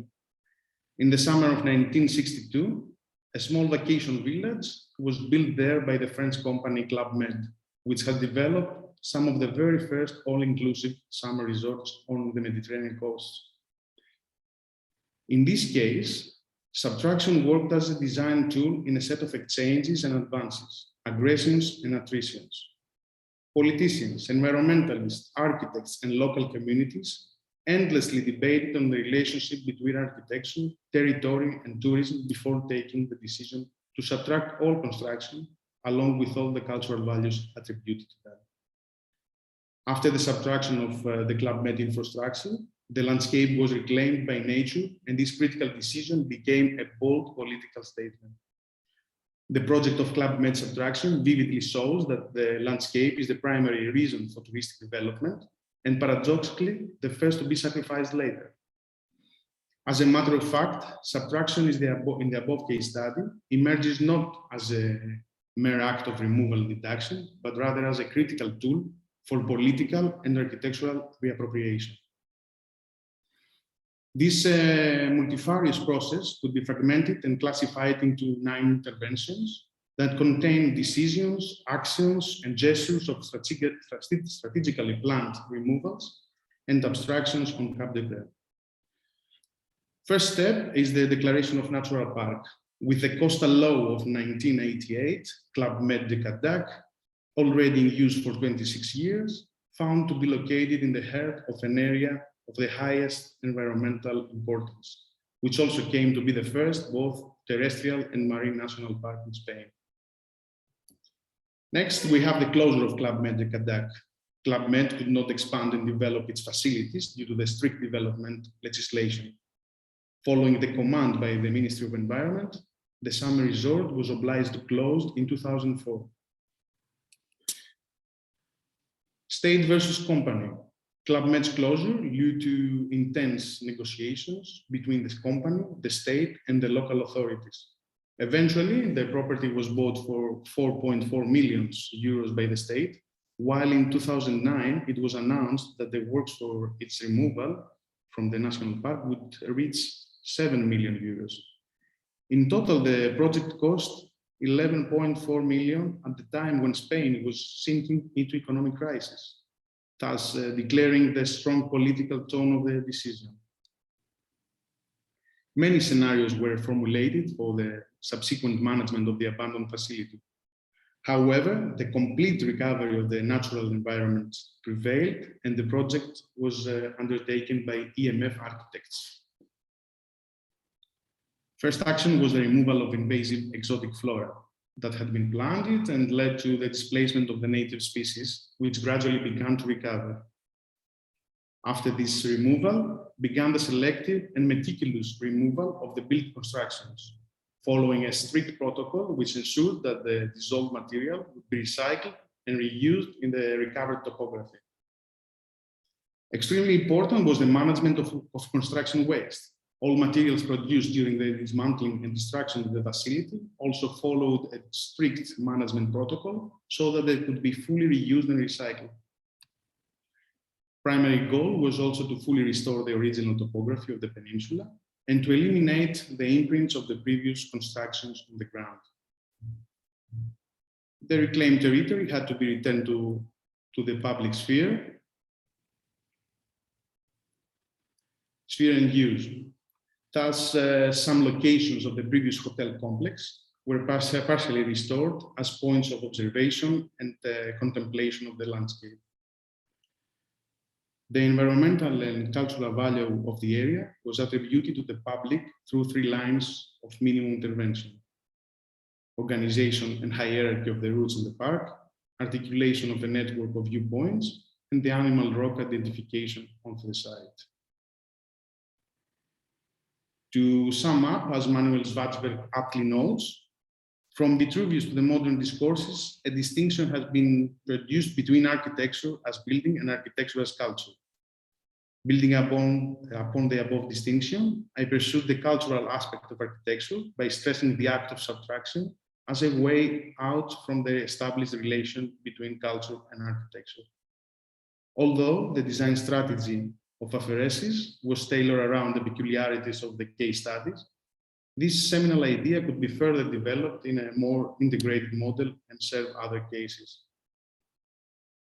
Finally, one of the seminal conclusions of this formative work is that the architecture remains a highly political discourse in the etymological sense of the term.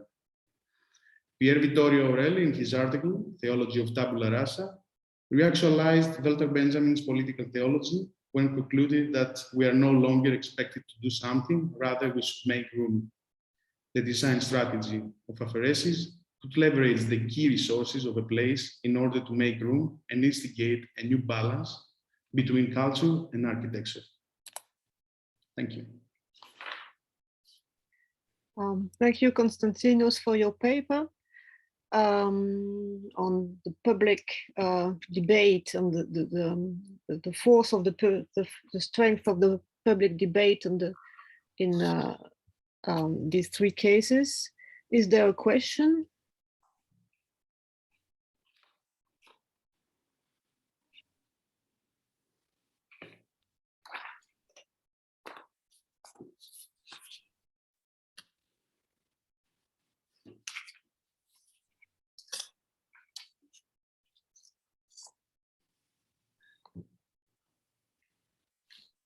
Louise.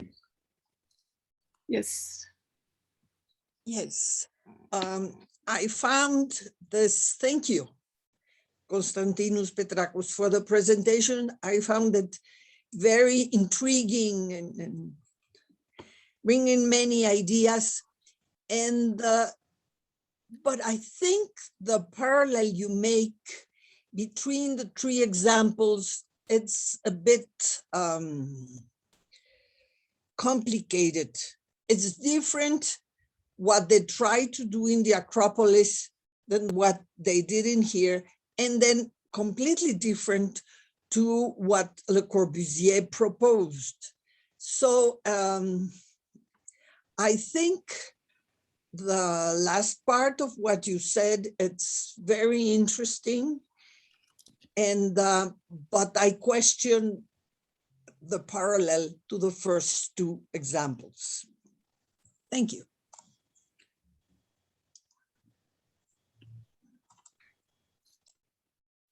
Yes. I would like to say that by analyzing these 3 examples, I'm trying to investigate an alternative way of reading, analyzing the context So you asked about the parallel, was your question about the two first examples? Which is the parallel?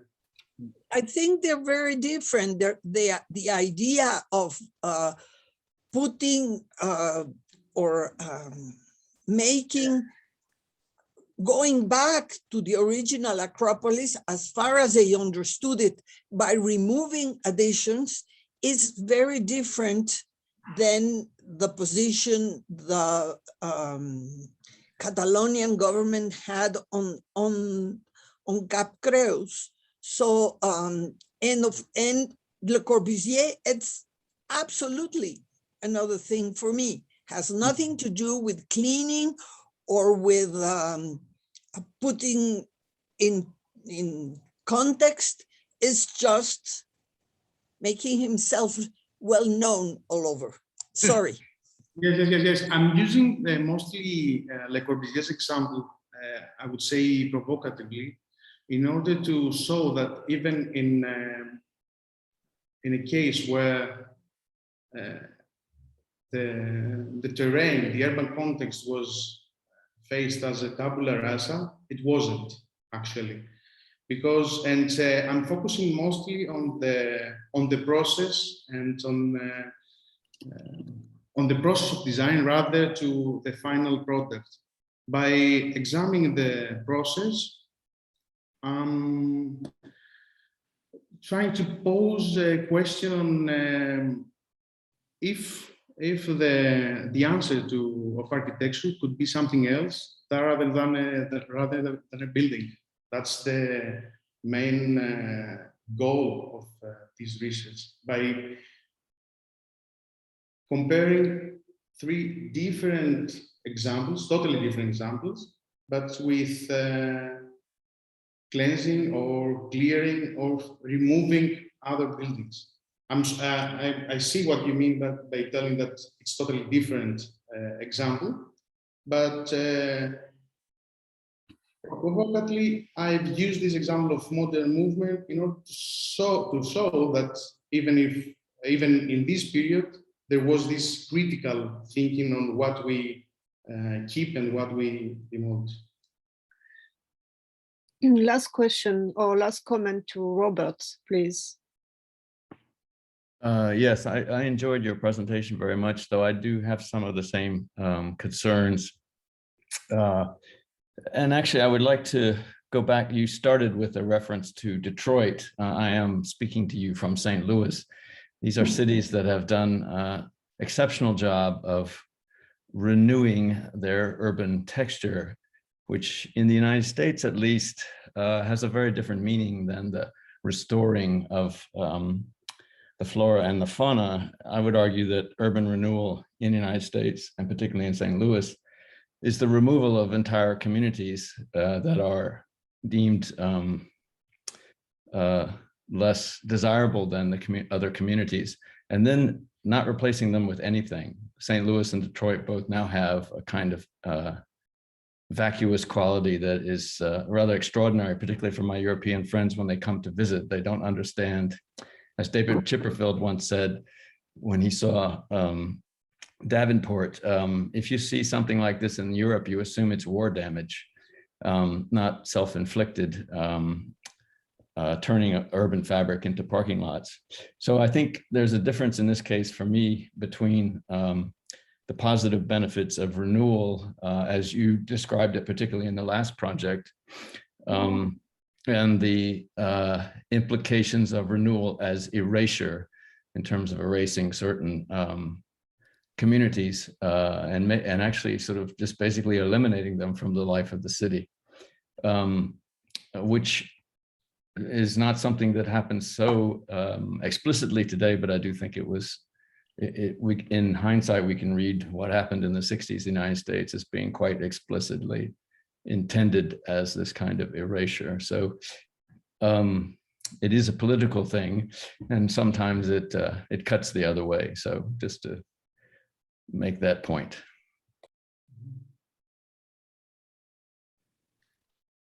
Yeah. The point of I would say that the point of the research and the paper is in an academic context, but also in our profession at large, is to derail the traditional reflex that the solution to any problem is a building. And that's the main question that I'm trying to answer, or to lead to that question, and by examining these cases, to see how we have as a final product something that was not a building in like the two cases, but when we have a building like in a modern movement, besides that we have this excessively use of and construction of buildings, that was the same concern, but in a smaller amount. So by examining these cases, I'm trying to show that probably architecture needs a radical shift from this egocentric and iconic to invisible and contextual, because I think that the social or the ecological factors usually are these invisible elements that usually architects ignore when they trying to give an answer with a building. So that's my main concern. Thank you, Konstantinos. Konstantinos, you have gone over the time, and we are slightly out of schedule. So we're again just having a 5-minute break. We will be back at 15 minutes past. Thank you.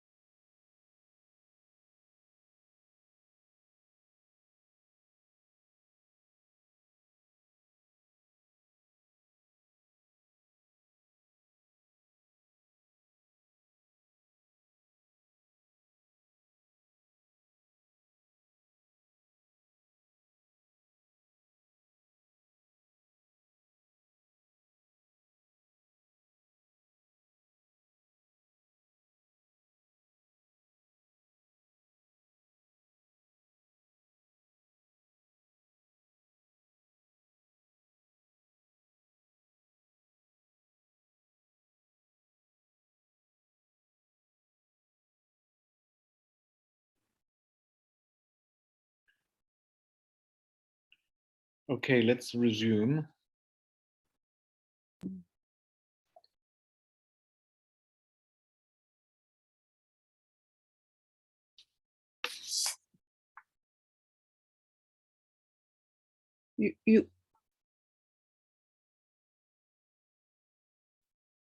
William, if you want to say something, you have to unmute. Yeah.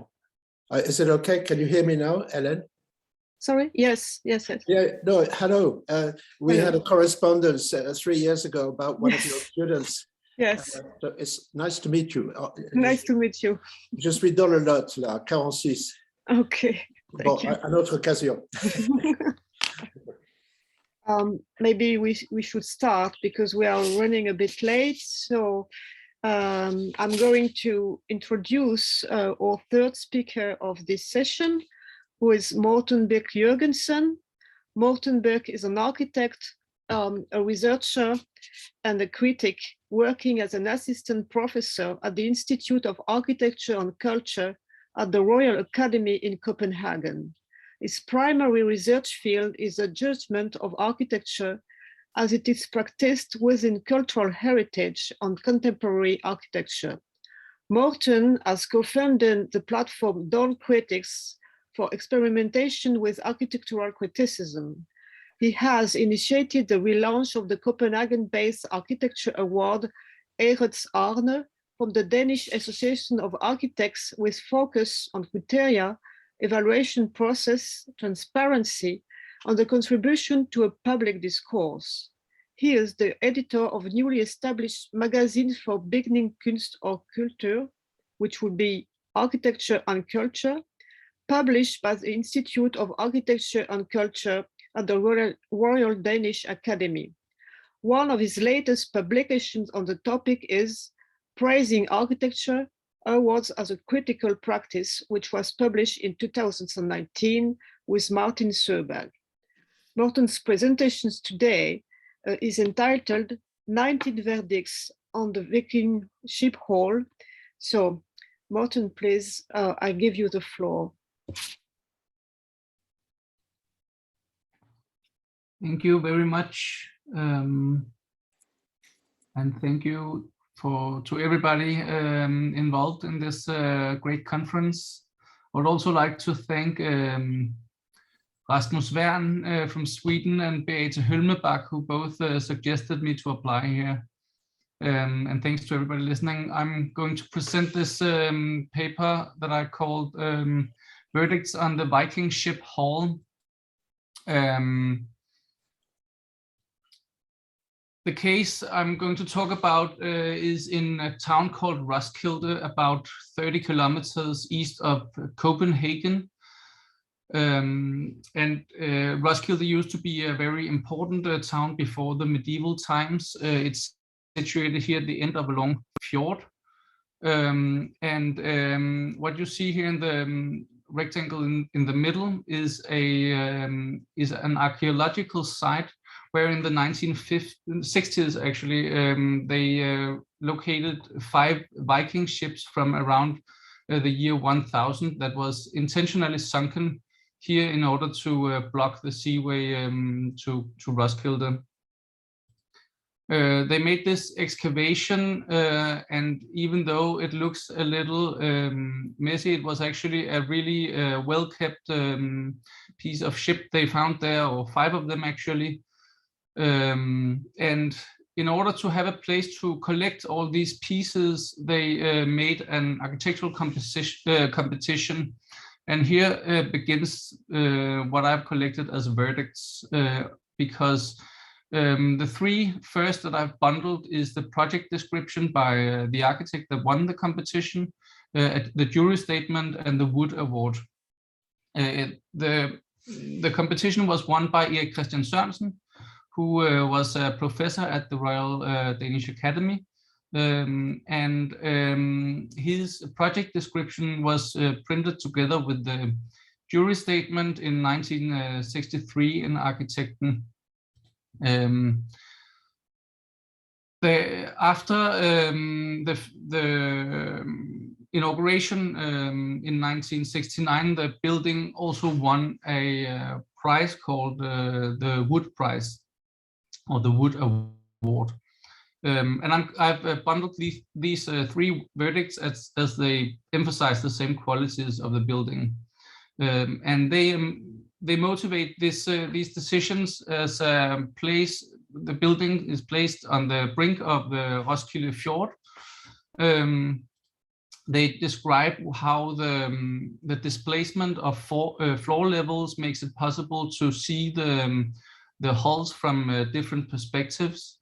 They emphasize that this orthogonal structure described as a system of coordinates makes it possible to, or accentuates the curved ship hulls. And then they describe how this organization with the ships resting on a bedrock of sea stones eliminates the need for fences, so that you would have a more direct relation as a viewer of the ships. They talk about the materiality of the building, where they have not no wood inside the building, only concrete, but then they have this formwork imprinted all over the building as a gesture to the wooden ships, so that you would experience the wooden ships in an atmosphere without any other wood. They also emphasize that this building was able to be opened right away, so they did not have to wait for the entire collection of the ships, but they could see it as more like a workshop than an exhibition space as such. And then a very important aspect is this proximity to the water, where you could experience the ships in silhouette with the fjord as a background, where the ships around 1,000 years earlier sailed around.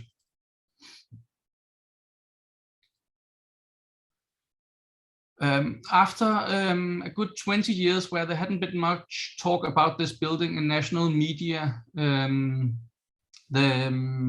the museum wanted to extend this museum. Now they were no longer a workshop. The excavation was finished, and instead they wanted other kinds of experiences as a viewer. They wanted new collections and so on. They made a proposal together with Erik Christian Jørgensen that was published in Arkitektur.dk in 1992. But it was not only an extension of the museum, they also wanted a development, or the municipality wanted the development of the area. So they made this discussion paper discussing different ways to develop the area. And with this discussion paper, there was a minority statement by the Socialist People's Party who criticized that they found that the intentions in the discussion paper was marked by a tourist thinking, and therefore they would not vote for any of these projects.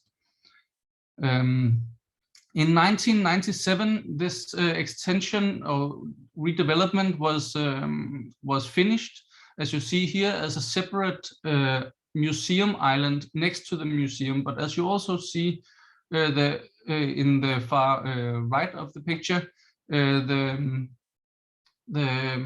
Viking ship hall was not extended as they initially wanted. And that might be due to that in 1995, the Viking ship hall was proposed for listing, and that this happened only 2 years later, in 1997, when the Viking ship hall was only 26 years old, and it was among the youngest building to be listed in Denmark in Danish preservation history. In the listing description, they state that this structural clarity and raw finish under influence of Japanese architecture and the architectural mindset that goes under the term brutalism. With this new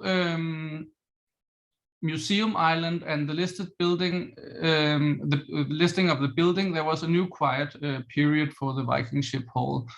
But it was not until 2005 when there came a new proposal for extension from the museum. It was also designed by Erik Christian Sørensen, and in this description for the heritage authorities, he described his own building as now being a coffin ship due to the lack of technical durability in the situation where it stands. In 2011, Erik Christian Sørensen died, and in his obituaries, one can read that the Viking ship hall is a chief work in modern Danish architecture, and then that Sørensen is one of the 20th century's great Danish architects, but also that he is by many considered an elitist aesthetic. The next storm that rose around the Viking ship hall was in the national media. In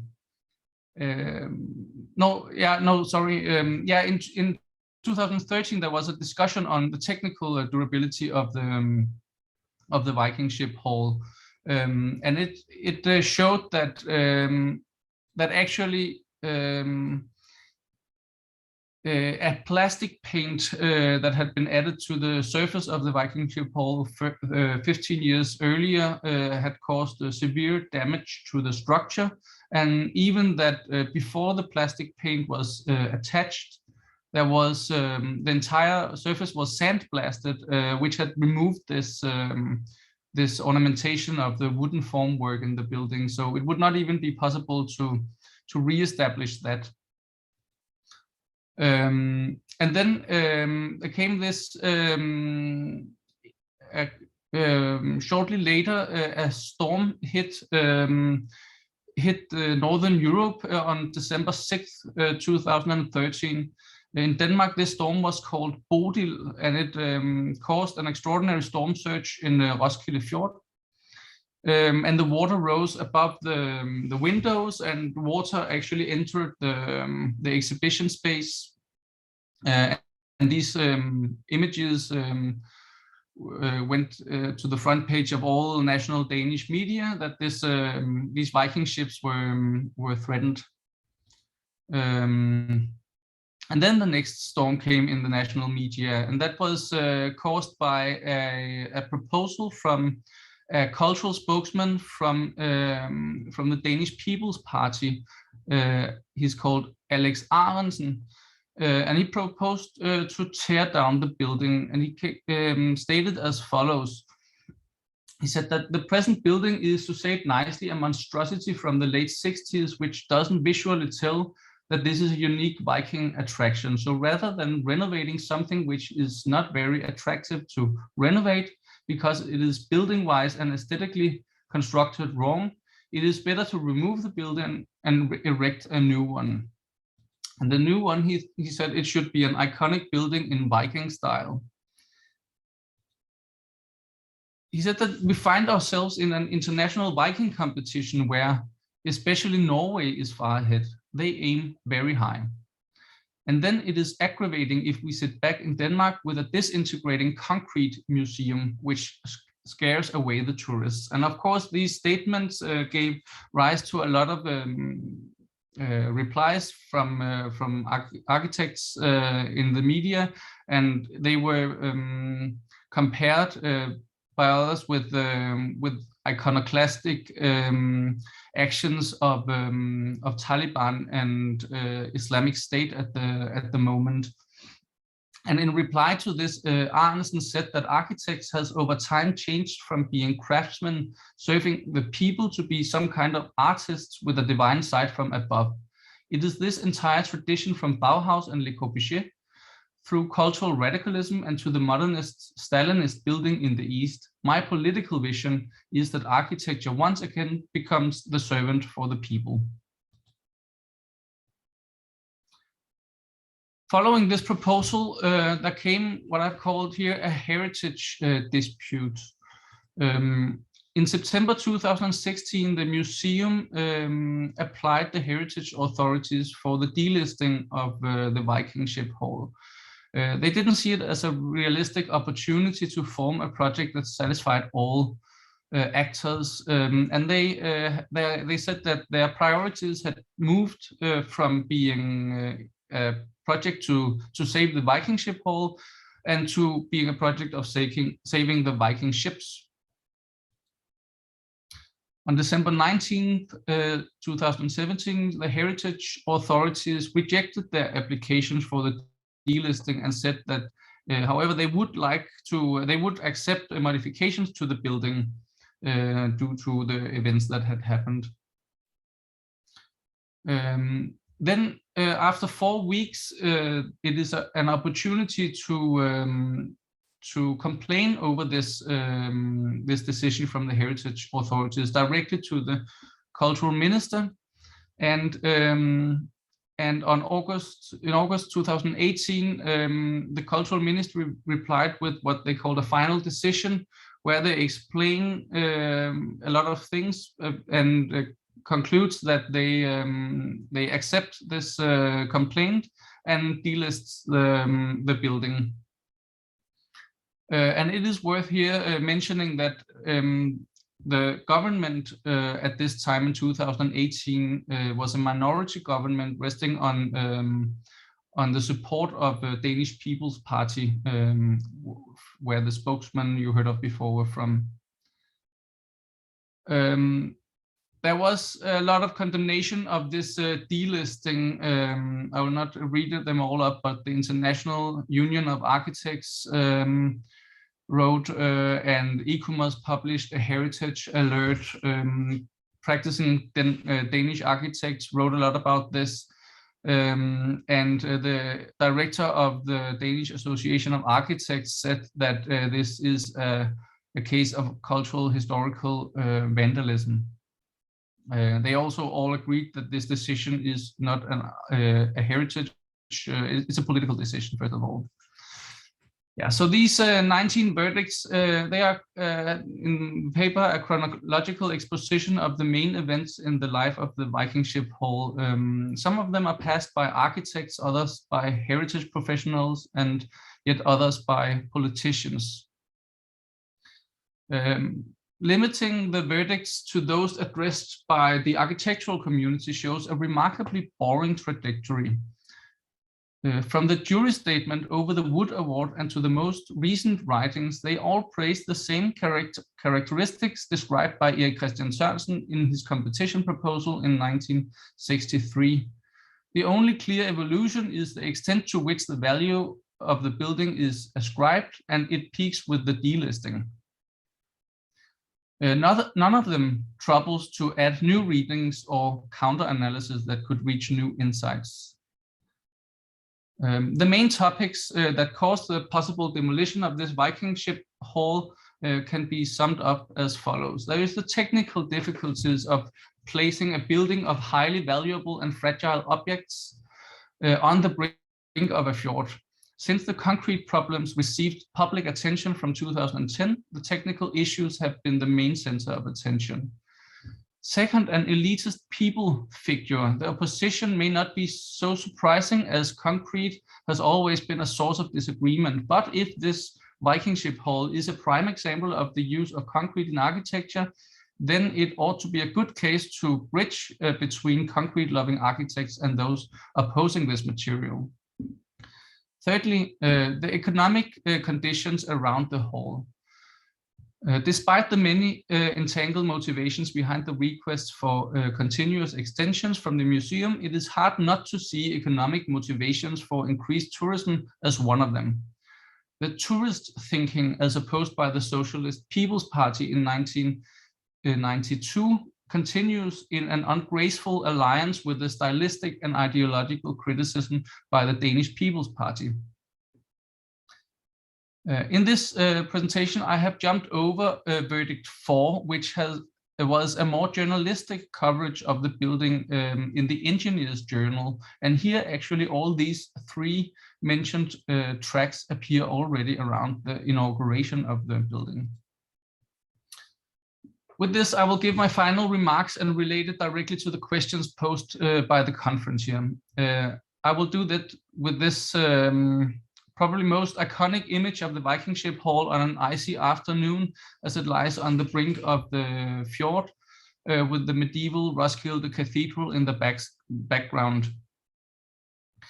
The exposition of these 19 verdicts on the Viking ship holds open many speculation on which of the motivation that are the strongest ones and to whom. Were the heritage authorities always too conservative in their views and unworldly in their decision, or has the museum always tried to sneak hidden agendas into their extension requests? Did Erik Christian Sørensen refuse all common sense by insisting on building these slender concrete girders on the brink of a fjord, or should it rather be seen as a part of a liberating architectural movement? Has climate changed simply altered the conditions of architecture, leaving us with no other choice than to relinquish main works of modernism, or should we alternatively just accept the cost for their preservation? Is it a wave of populist nationalist romanticism that presently utilizes a position of strength for iconoclastic purposes?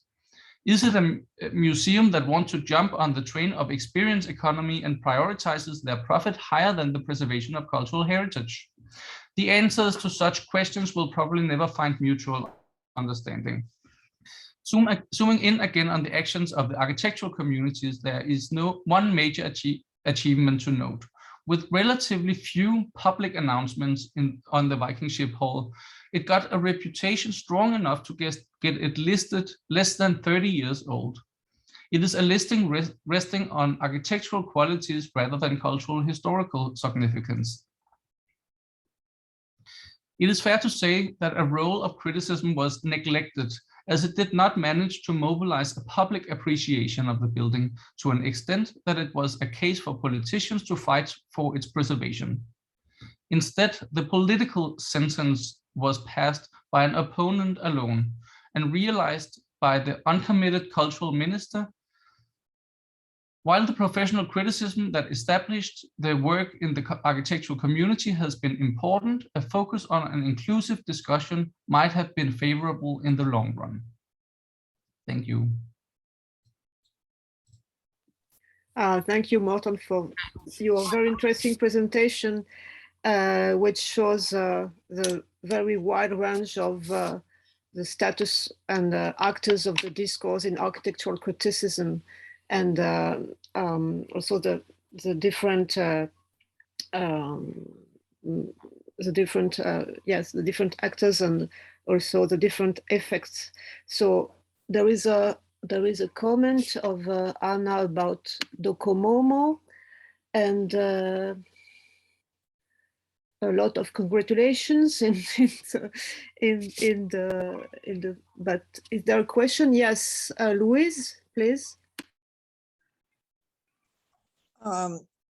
Thank you very much for your presentation. It really shed light on many of the coming and going we've seen for the defense or not of this building. But in the case of this paper, where is your voice? What do you think? And I'm sure that the final paper you should have your own voice, besides all that wonderful information that you have gathered. Thank you. Thank you very much. Yes, I think that my position on this is that this case shows very clear that in Denmark we have listed buildings, and then we have listed buildings, and to compare it, for example, to the Royal Palace that was renovated recently, they changed the entire facade all over that building. So putting the same kind of engagement into saving the Viking ship hall would definitely save this building. And I definitely do think that this building should be saved. And I think that it is primarily a matter of opportunities for this for tourism, basically. There is also other aspects. I think it is also true, I think, that the heritage authorities in this case might have played a too conservative role that made it impossible for this for the museum. It is important to say that there is a museum which is an institution, and then there is a Viking ship hall. which is a building, and the museum, the Viking Ship Museum, owns the Viking Ship Hall. And I do understand from the museum's perspective, they would need new facilities when the excavation was over and when the entire workshop aspect of collecting these ships was finished. They need a new kind of dissemination. But there are also interesting aspects to this, because in the competition, what's it called, prospect, it was stated that there should be a cafeteria together with this Viking Ship Hall. And Erik Christian Sørensen, who drew the Viking Ship Hall, he wrote in his proposal that it is unacceptable to have a cafeteria together with the view on these 1,000-year-old ships.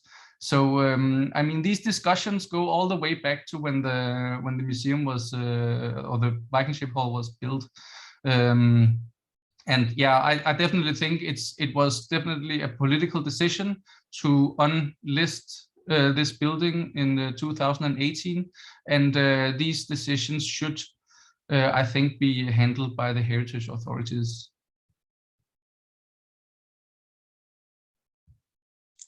Thank you. Elias? Yes, I'm sorry. This will sound like a very light remark in a very interesting lecture, Morten. Thank you. Perhaps also adding a footnote on what a Viking style is. It sounds frivolous to ask that, but it cuts across cultures. While the Acropolis Museum was being built in Athens, a lot of lay people were asking architects, any architect, why on earth there were not two classical columns in its portico. So I think for lay people, that's just a light comment. Well, maybe I can just share an image of a museum that was built in Stockholm for the Vasa, the recovered Vasa man of war.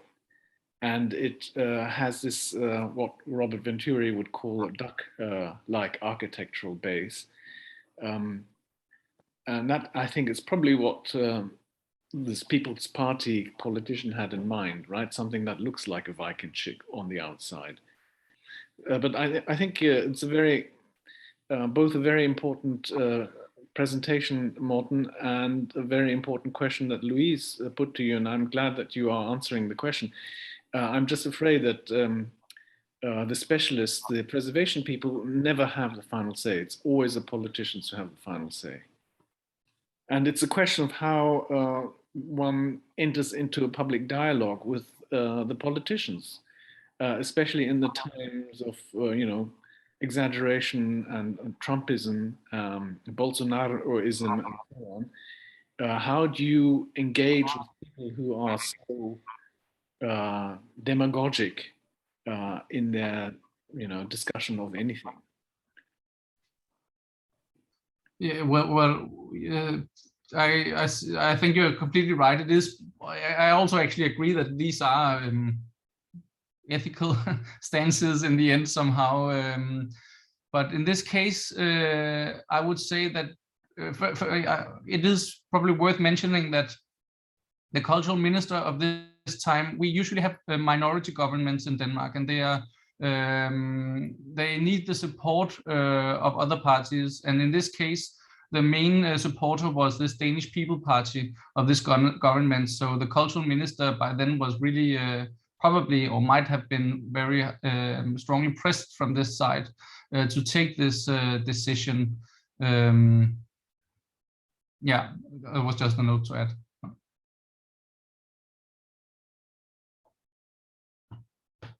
One final question from Chantal Blakely.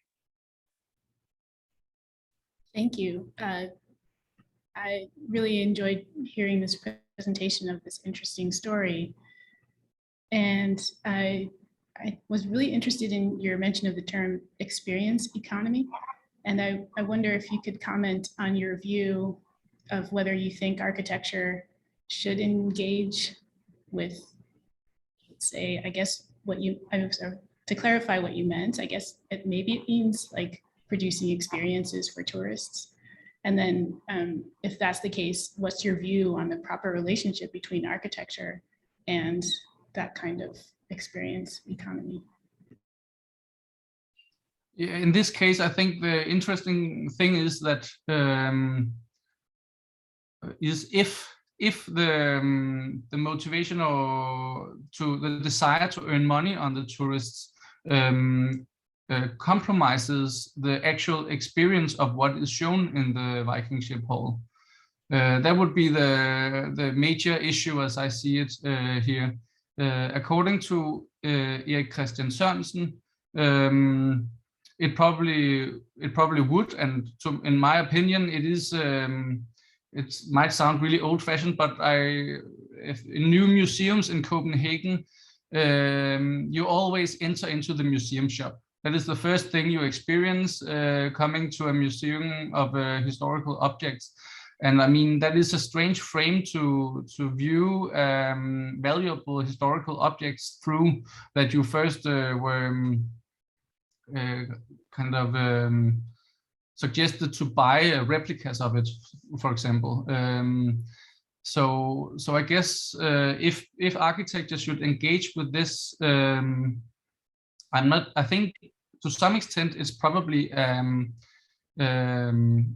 condition that is impossible to completely come around right now in Denmark, for example, because the museums, they have to earn money in order to exist, I think. But of course, I think it's a big problem if this desire to have a good economy of a museum compromises the ability for the museum to show what they actually are there to show, I guess. Well, I'm sorry to interrupt this very interesting debate, and I have to thank Morten once more for his very stimulating presentation. And anyway, I think that in the final debate, we should also go on with this debate on heritage and criticism, which is a really interesting topic. And now we have the last presentation of the day by Carolina Chaves. Carolina is an architect, an assistant professor at the University of Sergipe in Brazil, and she is also a deputy coordinator of the laboratory project Teaching and Memory Research Group, and she is currently leading the scientific line History of Architecture on the City, Critical Investigations and New Narratives. Since 2019, she is a PhD student at the University of Lisbon. Her research area is the history of theory of the 20th century architecture, focusing on Brazilian architecture from a critical revision of current and canonical narratives. She also has a special interest in modern movement heritage and its conservation. In 2018, she received an honorable mention for the research project Brazilian Contemporary Architecture, a critical revision from the architectural magazine's Projeto on Arquitectura e Urbanismo, 1970-1990. And today her paper is entitled Architectural Criticism on Post-World War II Collective Housing, and she will examine how architectural criticism may have contributed to the culture of demolishing post-war architecture, especially housing estates made unpopular by the press. So please, Carolina, it's to you. Thank you, Hélène. And I would like to thank you, Ruth, for the inspiring presentation too. I will share my screen now. And I start by thanking for the opportunity to learn so much in this event and having the chance to share some thoughts with you all. And a special thanks to Professor Wilfried Wang and Professor Fernando for the mentoring during this process. What I present today is a deepened version of a previous work delivered in the context of my PhD classes. This discussion relies on contemporary issues raised by the search for a better agreement with our built environment and the decision-making process of choosing what deserves to be preserved for future generations. I take the assumption that there is a historical prejudice regarding post-World War II collective housing, which plays an important role in how we assess the cultural value of those buildings or ensembles. This historical prejudice is linked with the architectural criticism from the 60s and the 70s that contributed to its general unpopularity. Taking Robin Hood Gardens as case study, this essay analyzes how the architectural criticism from the 70s were used to underpin demolition instead of conservation, meet financial purposes and economic interests rather than the social and cultural ones. Catherine Bristol discusses how was constructed the myth that recognized demolition of Protego as a symbol of architectural failure. Despite powerful social and economic factors at play in the rise and fall of Protego, and I quote, at the core of the myth is the idea that architectural design was responsible for the demise of Protego. To give the tone of this historical prejudice, I highlight Maya Dukmazova's statement regarding the public housing in Atlanta and Chicago. And she said, what was once a public asset has been drained of its value. And for this to happen, a wide consensus had to emerge that public housing couldn't be fixed. We had to believe that problems in public housing were inevitable because there is something naturally wrong with poor people living together. If he says about manufactured realities, Stephen Graham states that myths about the inevitable failure of vertical public housing have been generalized to be endlessly repeated as accepted facts in many Western societies. So, which are the impacts or the relationship of this mystification, manufactured reality, and accepted facts over collective housing and high-rise living towards the preservation of our built environment? In general, those criticisms are used to support an erasure culture. In a time span of 10 years, the public struggle to preserve Robin Hood Gardens ended up with the crash of the Western Bloc. In 2007, a report assigned by Peter Stewart argued that Robin Hood Gardens do not reach the high standard required for them to be listed, and concluded recommending a certification of immunity from listing, which guarantees that a building will not be listed for the succeeded 5 years. And the arguments used to support these recommendations were, among others, that it was already becoming apparent that high-rise deck access living produced more problems, both social and practical, than it solved. In the next year, John Allen stressed that Robin Hood Gardens was obsolete even before its first tenants moved in.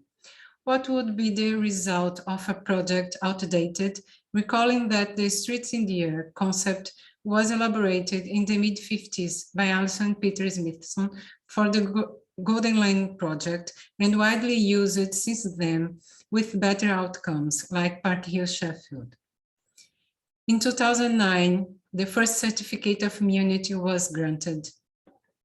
In 2012, Graham Stewart says that the high-level access decks were not innovative at Robin Hood Gardens and that crime and antisocial behavior correlated more closely to the poor design of the estates than the other social factors. He directly refers to Anthony Pangaro's critique published in Architectural Plus in June 1973, Oscar Newman's Defensible Space Theory from 1972, and conclude his arguments referring to Charles Dickens' book from 1978. And the second certificate of immunity from listing was granted in 2015. 2017 was the demolition year, and in the following year, the Victoria and Albert Museum broke the maisonette and exhibited it in the Venice Biennale.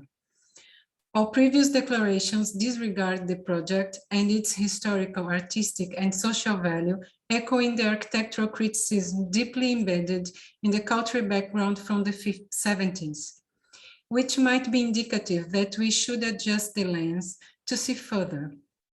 This table illustrates the publications over the 70s that, in a certain way, outline the public consciousness about the Robin Hood Gardens and, more broadly, about the theoretical and constructive crisis of collective housing production after the Second World War.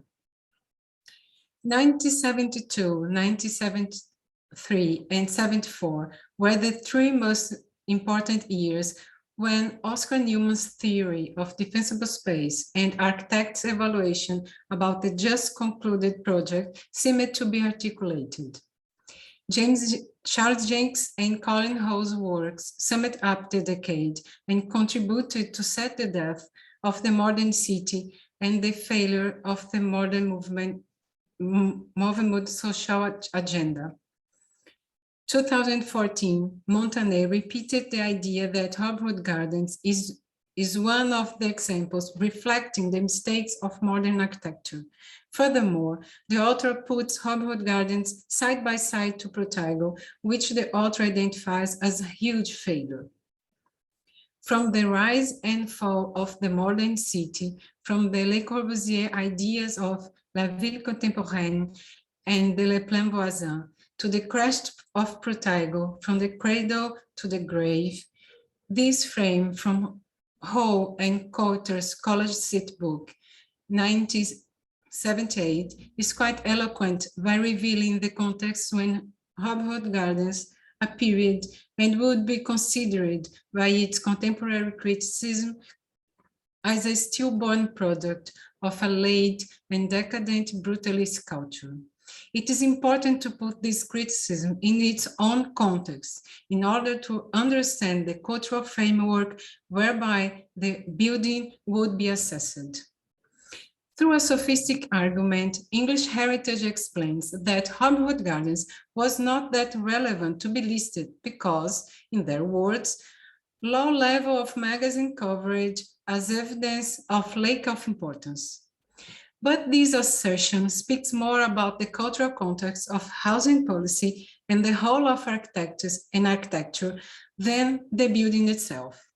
The special issues entitled Main Plan, published by the Architectural Review at the turn of the 70s, provide a perspective of a period devoted to rethinking categories of society and the whole of architecture, reflecting a growing interest in the social environment and behavioral approaches. In Huston's words, and I quote, "Main Plan focused not on building, but on people, and not as individuals, but as society." And it's worth to remind that Main Plan was not an isolated case. In the 70s critique, however, would find the social crisis of the modernist housing program the breaking point of to a new architectural culture that had permission to erase past mistakes, for if it doesn't work, erase it, as published in the Architectural Forum 1972.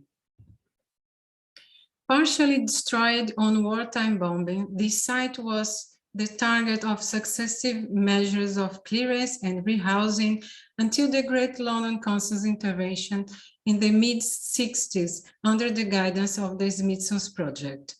As already been said here, the design process is indeed an act of criticism, and the Smithson's proposal wasn't nothing different from that. Robin Hood Gardens, at its own time, reflected the criticism on collective housing, evolving some ideas from the previous modernist urban proposals, but restating the inextricable relationship between the building and its place, underpinned by a strong belief in collective life. The design was conditioned by two main factors. One was the traffic noise, One was the traffic noise on the on three sides, and the other one, the need to create more open space in this part of Poplar. But it was also their intention to strengthen the sense of community by recreating the street. In their words, the arena for social expression. They tried to do so through Streets in the Air concept, the main feature of Alison and Peter Smith's urban design ideas, and also the most criticized one. The result was an ample green public space inside the plot, flanked by two residential blocks on east and west sides. The flats had 3 and 4 bedrooms with generous interiors according to Park and Morris standards, provided with direct lighting, cross ventilation, and visual contact with the outside from east and west facades. Indeed, the building remained as a singular component of what once was thought that could become an urban net. But this does not diminish the importance of the ensemble to the urban fabric. The last critique act on the place has resulted on what we see on this image. The western block was exchanged by a group of blocks connected at the low floors, and the downsizing and fragmentation of the public green area and the floor plans of the new blocks reveals a completely different orders of values, prevailing the individual over the collective. This is the expected outcome, and being located near the Olympic Games area and Canary Wharf isn't a mere coincidence. During the London Open House in 2006, the event called Street Life explored the social potential of those wide deck access, so well known as Streets in the Air. Despite wide debate on whether the Streets in the Air worked as planned, I would like to drive the question in another way, asking what kind of opportunities this space can still offer and for whom. In 2008, Shirley Magnist, Hobhood Gardens tenant since 1995, said, and I quote, "Look at my kitchen window. What do you see? Trees, grass, very pleasant surroundings. It's a great place to live, absolutely. This is the most peaceful part of the borough with plenty of facilities. When it was first built, it has very modern, and people were fighting to get in here. It was very cleverly built. The way it has upside down maisonettes, you never hear noise from anyone else. And the nice thing is that every room has plenty of light. One wall is all windows, and you are not looking into someone else's house. I don't think these people who are proposing thousands of new rooms for this site have a clue. Looking at the Hobhood Gardens residential floor, there is a continuum between the domestic and urban life. Since these two elements are visually connected from one side by the semi-private space of the street deck, and for the opposite side through private rooms as the kitchen and the bedrooms from where one can see the green area inside the plot, as in a pendular movement from public, semi-private, private, and public. On the contrary, the new residential floors stress the limits between public and private, between urban and domestic life. A small hall and private balconies have replaced all the communitarian potential of the street decks, resting no space for social expression. All the mystification, manufactured reality, and accepted facts towards post-World War II collective housing underpins the failure of welfare state policy rather than architecture. The only way to identify and assess this important group of modernist architectural and social achievement is by building new interpretations of them and their current cultural significance, updating the critiques from the 90s, 70s, and historical prejudices linked to high-density states and social behavior. If we are not able to reassess those criticisms on collective housing, we must face the risk to get caught in our own traps. Thank you very much. Thank you very much, Carolina, for this very inspiring presentation. I think that I hope that this very well-known case there will be a lot of questions. Fernando, I don't know who is the first one. Fernando? Thank you. Yes. Thank you, Carolina, for this wonderful presentation. I think I don't feel the same as Luis in this case, because I think last presentation, Morten's and this presentation, both present a lot of paradoxical, unsolved questions. And I think that it is more interesting to see to those paradoxes that are, well, you cannot solve tabula rasa with tabula rasa. It's a contradiction. So I think that heritage, reuse, and climate change present a kind of new frame to all these problems and its paradoxes, and we should look carefully at what are the options that may be not only to preserve or only to demolish. There must be a more flexible thinking about this, I think.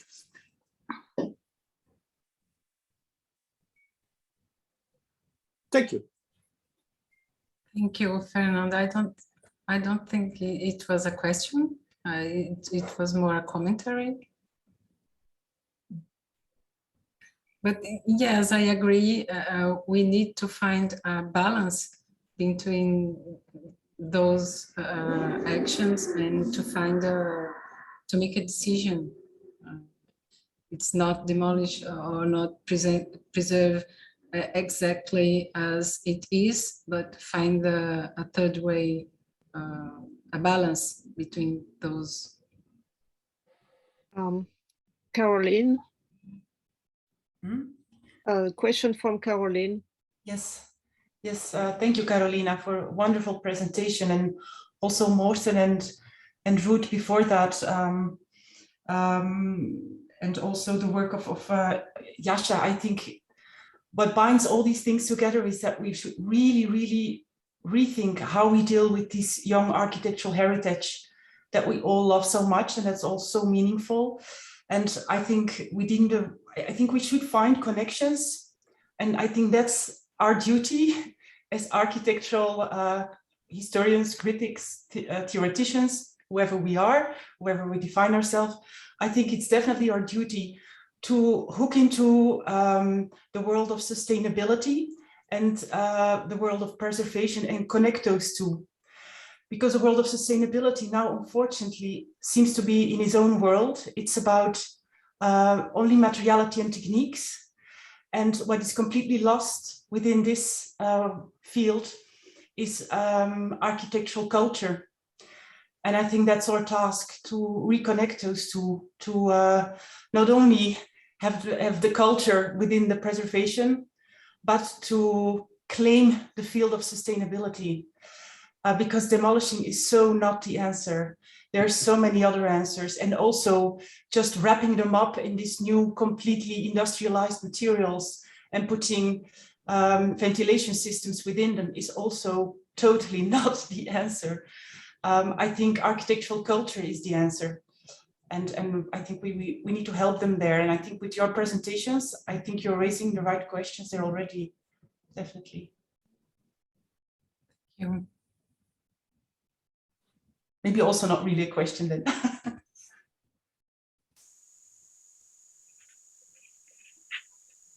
There is a question from Trenton and then Hall, and some comments too. So my question is directly related to what Caroline was talking about, and perhaps a naively direct question, but about this issue of how we relate sustainability to culture through criticism and how we go about it most effectively. If criticism has been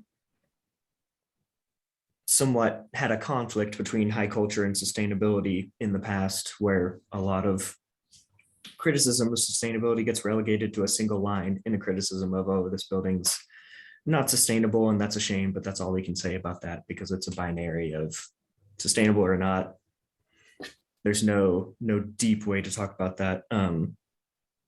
Is there a way where we can start to talk about conflict of sustainability, especially in demolishing buildings, that's construed culturally?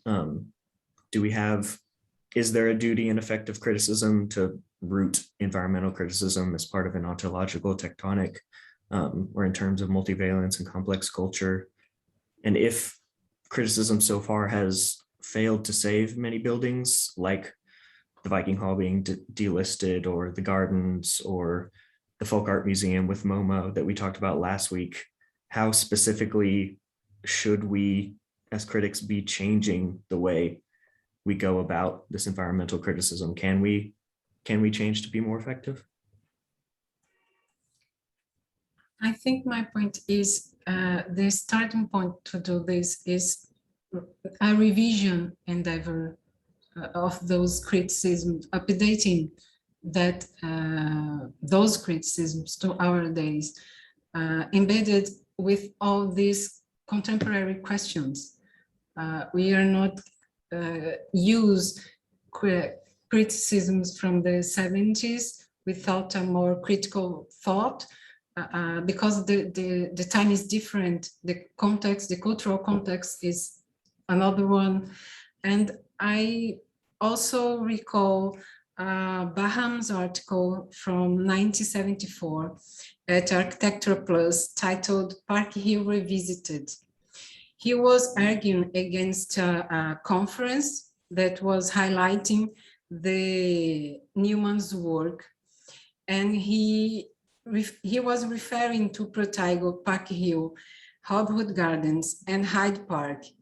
And even though Baham identified the streets in the air, for example, as a common feature, the determinant element that differs success from failure of those ensembles was social and managerial issues.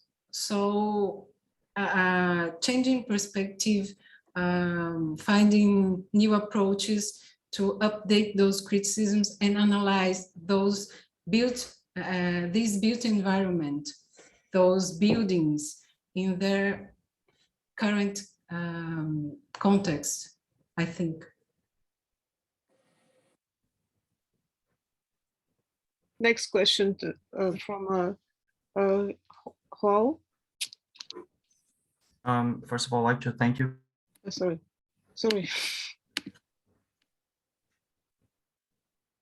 Okay. First of all, Carolina, I'd like to thank you for. Are you hearing me? Here it says it's muted. Yes. Okay. I'd like to thank you, Carolina, for your lecture. It was really good, and I particularly think all these questions that you've put, it's so relevant, particularly to our context here in Brazil, to the extensive stock of public housing projects that we have. And my question was actually also put in the comments by another person. I think it's Thais Saboya. What do you think about, what is your opinion about the recent work that has also been prized by Lacaton and Vassal, for instance, but not only them. I think there are many architects throughout Europe, mainly who are doing this right now, which is this idea of adding new parts to the building and partial demolition. Do you think that's the way? And another question that I have is that, don't you think also that there is a process of actually, it's almost history testing the resilience of these buildings, because for me, it's somehow tragic that Robin Hood went through a demolition of this sort and so on.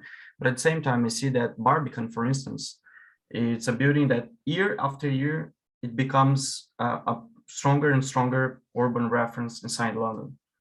And I don't know, I think this we can see in São Paulo, for instance. We see a lot of violence against historical heritage, but at the same time, Kopan from Niemeyer, it's becoming more and more consolidated as a urban referential. In contrast, in contrast from the 70s, for instance, there was a time that the building was almost forgot, and now it's becoming once again a beacon of urban development in São Paulo. Okay. First of all, about the Lacaton and Vassalo Award, that it's awarded and renowned. But I would analyze that kind of intervention in two different aspects. We are not talking about an intervention in a heritage asset. So that experience was a recycling, a reuse. So this action, this added process may be more acceptable. If you're discussing about these actions in a heritage asset, we get another road. So I think it's two different discussions, but can be a way to preserve the beauty environment. And preserve the beauty environment, we need to take that critical posture to identify firstly what we can recognize as heritage and what is not, and where I will do this intervention. So I need to clarify this beforehand. And about the second question, sorry, it was related. I made a comparison between what happened to Hollywood Gardens and Barbican. Okay, I think it's related about what Graham said about the accepted factors and manufacturers' realities, the historical prejudice towards that social housing. So high-rise living for the private market or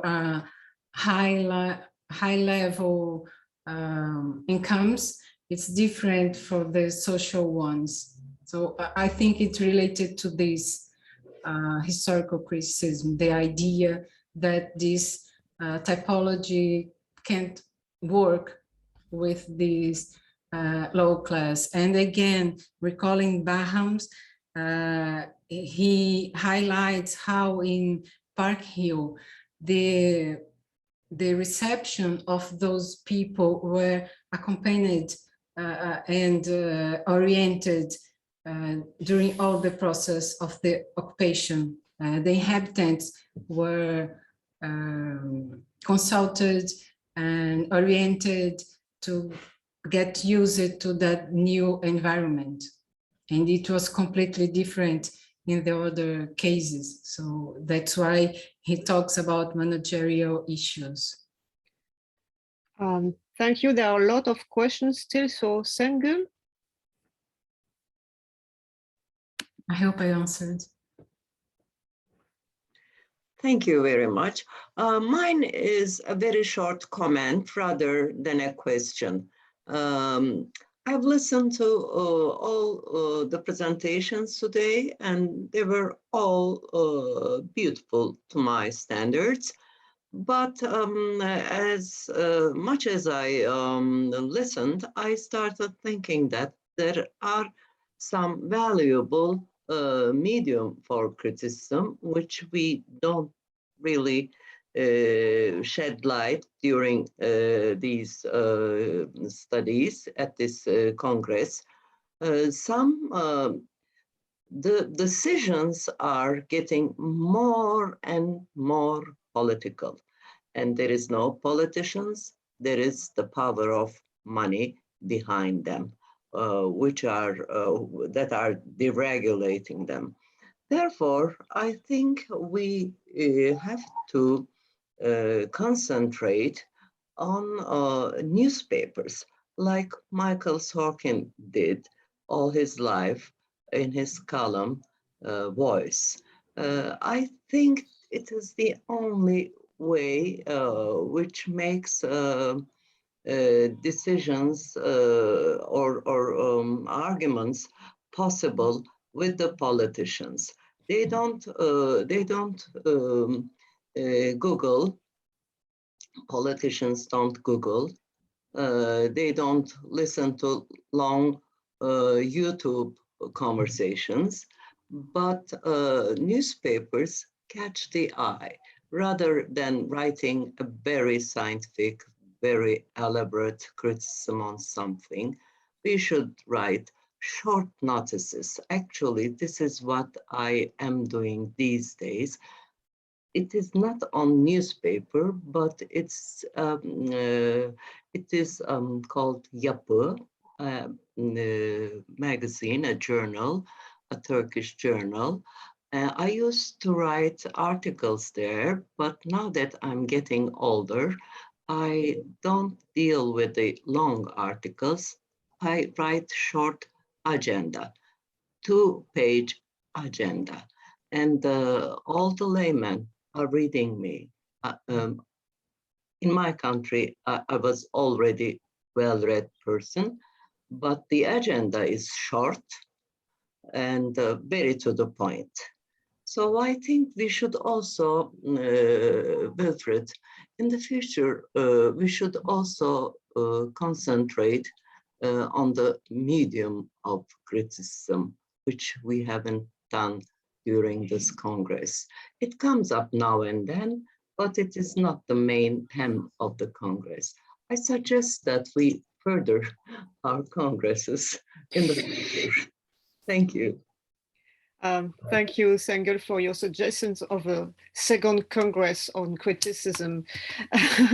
There were questions from Wilfried, Elias, Anna, but also I think that maybe William Curtis wanted to pose a question. Well, I can just follow that directly on from Sengel. Of course, we are going to have tomorrow's session directly related to this issue of criticism and criticism in the public, and why there is a lack of it in Poland, and how criticism could be operated in the case of a museum project in Turkey. But let me try to wrap up a number of things. I think it's very clear from Carolina's presentation that we need a differentiated analysis of the successes and failures of projects. And it is true that the densities and the social structure of certain kinds of residential forms are more successful than others. So, why is it that high-rises work when you have private residences, and why is it that social housing is stigmatized? Because there are, different kinds of behavior in these buildings. I don't know. The thing is that stigmatization is, as Rainer Bannum says, a question of management. And if these social housing projects are managed by local authorities who decide who goes in those, who's eligible to reside in one of those, and if they are all from a certain social strata, there is the problem of stigmatization as a result of that. So all these things are well known. However, we have, if you like, we have a series of different movements. We have an architectural interest in the production of housing in the post-Second World War period internationally. And that followed a certain kind of model. It was a social democratic form of providing housing to the masses. At the same time, that comes to a peak in the 80s, 70s, 80s, and it ends.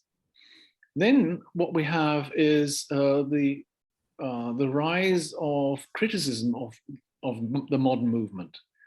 And Charles Jenks, you mentioned, and so on, is in a way a peak of that. You know, Venturi is a critic of modernism in the high architecture field. And Charles Jenks is in the popular field. And what then trickles down into the popular media is the failure of modernism through the image of Pruitt-Igoe being blown up. And that then results in the kind of conflation of physical failure, social failure, and the stigmatization of public housing as the breeding ground for radical tabula rasa replacing tabula rasa, as Fernando has said. So then comes the late 90s. We have postmodernism in the sphere of high architecture, and we have deconstructivism, we have Bilbao. Bilbao is the kind of a synthesis of the pent-up frustration with modernism. It shows politicians that, yes, you can have an icon and it changes the economic basis of a place. All you need to do is to build an icon and millions of people will come, and the city's coffers will be filled with tax income, and that's all you need to do. So then you have this populist sword of the icon, the Bilbao effect, being used against the failing modern buildings. And if the Viking museum, Viking ship museum, is one of the typical cases where you have physical problems, the concrete is failing. And it's not such an easy thing to say, oh, well, you know, let's preserve it. I'm sorry. You really have serious problems with concrete fracturing and the rebars, the reinforcement bars, corroding. Those things are monumental questions. And when you, as any rational persons, are confronted with these questions, is it worth doing? What techniques do we use? How long will it take? How much will it cost? And you present that to politicians or even preservationists, they will say, no, it's not worth it, or it cannot be done, or if it's done, then we have to redo it. And is that really the answer? So even if you then raise the issue of cultural identity as an asset, and I hate to use that in the same phrase, because asset is always something that is quantifiable and cultural identity is not. Even if you do that, you have to answer the question, is it worth doing? Is it worth spending that effort on that? And sometimes, unfortunately, it isn't. And that is the bitter truth in certain cases of certain buildings. So Carolina and Morten, if we talk about a differentiated view of things, and you've probed into these cases in differentiated ways, there are many of these questions that linger beneath the surface, but are actually much more explosive than merely the question of, you know, social stigmatization, or, you know, the other option of transforming things through the kind of Lacaton Vassal technique. And so the complexity of these things, the kind of the meta discourse on the one level, and the specific problem of the building itself all these things, all these different layers can be unraveled, need to be unraveled, and need to be discussed. I'm sorry to be so long. Thank you, Wilfried, for this comment. There are 4 more, I don't know, Carolina, if you want, no, there are 5 more, 6. If you want maybe to answer, or it's also a question to Trenton. First, William Curtis, and then Elias, and Anna, then. Could you have to unmute you? Yeah. Okay. Yeah.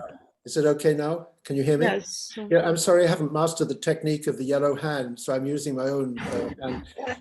First of all, I would like to congratulate the presentation was really very, very fine and succinct and well structured, and hit, I think, a lot of the right targets, Carolina.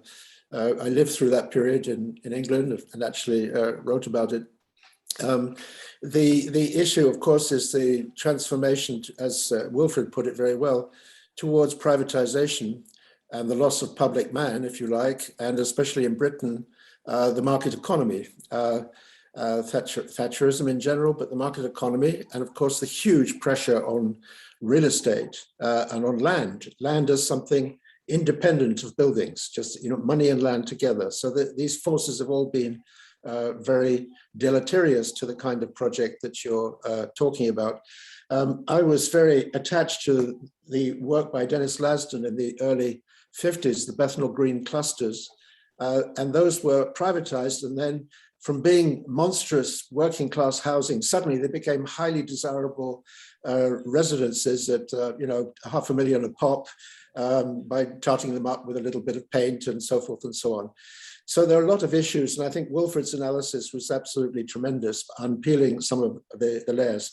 One other observation before we move on, which is, I'm very glad it came up, which is personally, I am active in many different ways as a historian and critic, but including different media. And the issue that our Turkish colleague brought up is crucial because we can talk to ourselves in elite journals or can talk to 10,000 architects with erudite observations, but there's time when more muscle is needed and more direct action. And I have been involved in such campaigns which are deliberately torpedoes aimed at sinking discourses, at attacking politicians. The most recent was the campaign I mounted to save Khan's buildings in Ahmedabad, Khan IIM, where I was alerted on the 15th of December, went into action on the web, got it out into Architectural Record, which then hit India by the 26th of December, 27th Architectural Review, then a petition, then using the Indian press in every possible dirty manner to embarrass the hell out of the people at IIM. Now, this is what we would call active criticism. It's going in, trying to have an effect. And for the moment, we have saved those buildings. How long that will last, I don't know. So there are different modalities. There is the thoughtful, historically informed reflection, which yours is a wonderful example of. There are promotional criticisms. But there is also, as was very well put, and I gather it's going to come up again tomorrow, the importance of the public press and of dealing with the political forces that are at work and unraveling the rhetoric which has been used against buildings. But it was a wonderful presentation and very, very stimulating. Thank you very much. Thank you. Thank you for that comment. Do you want to answer? Or okay. I know it's a very complex discussion. And it wasn't my intention to solve this problem, which I can't, it's not possible. And far from being an exhaustive analysis on criticism and its effects, this essay sought to cast light on dark corners, to expand the discussion by trying to find new routes that enhance new interpretations of our built environment. Because by building new meanings, we will be able to reorient our actions. I know we can't fight economical interests talking. especially talking in scientific circles, maybe, or with very large scientific papers. But I tried to discuss this so polemic case and analyze from this perspective. It wasn't attempted to solve this this tricky question or this complex context. I am aware that it's political. It would be naive from me not to realize that. Thank you. The next question from Elias. Maybe a question or a comment on the whole session, because we are maybe skipping to the general debate now. Thank you. I think a very brief comment might relate to the new discussion we're starting about the whole of today.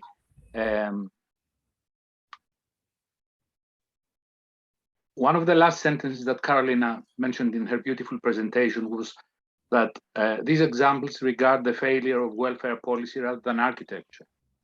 And I think most of us would see that.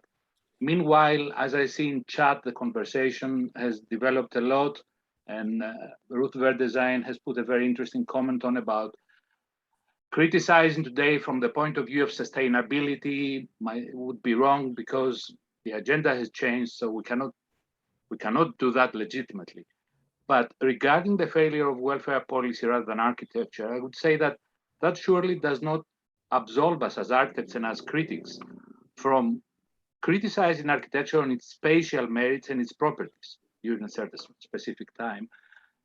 Not to labor on this point very much, one of the earlier comments by Donald Bates, I think is quite at heart to what I'm trying to say. He says somewhere that Robin Hood Gardens, for example, is a great project, but it did have issues. We have to lean on to look at and criticize the buildings themselves as spatial entities in their time. Failure of welfare policy is not enough to talk about architecture. We need to have that as architects. Thank you. Thank you. Anna?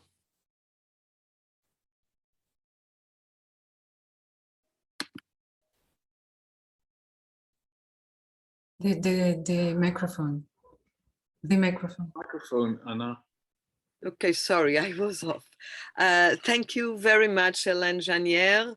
I would like to make a comment and to greet Carolina. It was very enlightening, your talk. And I would like to come to what all colleagues have referred concerning sustainability, all the financial arguments or political agenda, and bringing back the social housing question to the criticism. And I would like to introduce, I think, another actor within the critic that we could approach like this, which is the, let's see, the academia or the scientific research, which in my point of view can be a duty of criticism. And I was thinking on a real case, a successful one concerning social housing that we all know, which is the Lignon in Geneva. So it was a huge housing ensemble, which was predicted to be destroyed, like the majority of the French ones, very stigmatized and so on. And in the university, a laboratory of architects, let's say, working in these, let's say, sustainability within the scope of architecture, which is not engineering, it's very much different. They were able, and it's, you know, Franz Graf and Julia Marino, they were able to show to the politics and to the financial and with that having the support of the inhabitants, that it could be perhaps more sustainable even in economic terms to approach different, and now I'm recalling Fernando Diez, different attitudes and different ways to conserve, one of restoration, the other one with the great transformation. So this is to say, to be brief, that they approach different levels of intervention, not just to put it as it was, and the thing went well in this case. And what I would like to add to this very fruitful discussion is, in fact, that we could, I mean, we in the world of the critical discussion, to introduce different analyses and in sometimes approach these quite ideas of quantification to demonstrate that in fact is more good sense to, in this case, to conserve than to destroy. And so I think that the critical, our duty and power could go through this. And now I finish remembering a question that is on the table for the moment. And I greet Carlos Eduardo Comas, because he has been leading this problem. We still, I would say, in the air, and I believe now we are in the round table, which is the Capanema question. So it's not social housing, it's a monument, it's a modern monument, and it is in danger, mostly in my point of view, because it was, how do you say, its reason of existing is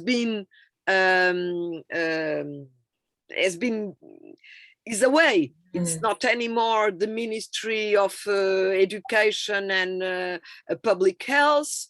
For 10 years that it is not used. There was a kind of conservation project, and for the moment is really a great question, and I believe we could discuss this perhaps in another conference. But I very much in use.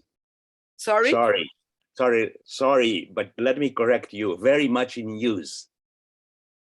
Very much in use, really very much in use. It's used by all the cultural agencies of the Ministry of Culture that are still in Rio. The point that you're right, it's not the ministry anymore, but it's used, but it's undergoing renovation. And that's what has given to politicians and economics the false idea that it was empty and unoccupied. Now, just to clarify things. Yes, but the thing is that during the 10 years of works, 3 years of work. Okay, I thought it was more time, but this is a very hot question now. Yes. In this way, that I'm correct in the details. You're right in the substance. Yes, I'm just correct in the details. You are absolutely right on the substance of the affair. But so I think that this question of conservation is really something that we must approach in this 21st century, not just because we are in the presence of icons. Of course, they are very important, but as well to be able to demonstrate to the public and to politicians the reason of being of these I would say very important architectural achievements and as well urban places. considering, in my point of view, that they could change, and you know that I was supporting very much the idea of reusing and not just be answering to keeping everything from the past and all the functions from the original building. Thank you, Hélène. I hope I was not very long. Thank you, Anna. There is a response in the chat to your intervention, so I read it, and then I give there is the question from Ruth. Responding to Anna, there is clearly an issue in architectural educational efficiency. There is too much to convey. The restricted history of architecture is clearly a consequence of too much to convey in a short period of time. It is simply impossible to have the breadth, the complexity of architecture and architectural history, and in that there is simply not enough time, enough subjects to be covered within the new current educational structures. Well, it's maybe a bit a parallel issue. Well, I would like also, we would like maybe the speakers of these sessions to take part in the debate. And so there is a question from Ruth, and then Morten will maybe do an observations, and maybe Jasna and Konstantinos are also, of course, invited to take part in the discussion if they want to.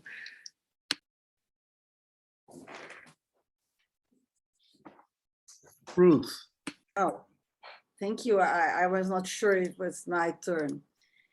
Well, there was a lively debate in the chat during all this because it's a multitask story. So I have already answered some of the questions there, but I would like to say something about this whole session. I like it very much, all the presentations, and I think that trying to find some points in common, sometimes it's easy to say that the politicians are bad guys and they are only worried about money, etc., etc. But the discourses they use it to justify the demolition were provided by us, not by me, of course, but by us, but by all these authors, by the authors of the critical revisions of modern history of architecture, sorry to say. So unless we keep on working on that and making better discourses with all, as we are doing here, I'm sure, but we have to publish, we have to keep on doing this. Unless that, we will stay on that. The 60s are tired of modern worse people, the brutalists are terrible, and so on. So for all these things that were crystallized in the given moment, which is the 70s and the 80s, are still on the table. So we cannot really assess a problem like the Viking Hall in a dispassionate way, because there are so many passions, so fueled by ourselves, fueled by our field of knowledge too. And another thing I want to say is that I agree with you, Wilfried, that if we were all rational and analyze things rationally in the proper way, things would be better. But then, from where I stand, I know that rationality is a privilege. It's a privilege that is given not to everyone. It's a privilege that is given to some people, but not to others. It depends on race, it depends on the region you are, it depends on the color of the skin, and depends the language you speak, you're not so privileged. And if you're a poor living in a housing, no matter if it's in London or if it's elsewhere, it doesn't matter rationality, just tear it down and put something more fine on that. So I agree that rationality, I'm so rational, I'm too rational. But the world we live in, we have to take into account some of the preoccupations of this century, which is that there are privileges, and these privileges are biasing the understanding of things.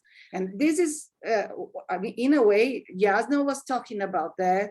Morten was talking about that, and Carolina was talking about that, I believe. I thought with rationalism was you were mentioning also, or you were including also the politicians' ability to be rational. And I'm afraid that the recent spate of politicians from Trump, Johnson, Bolsonaro, and others have shown that they are able to use pseudo-rational arguments to pursue their goals. Politicians tweet, Wilfried.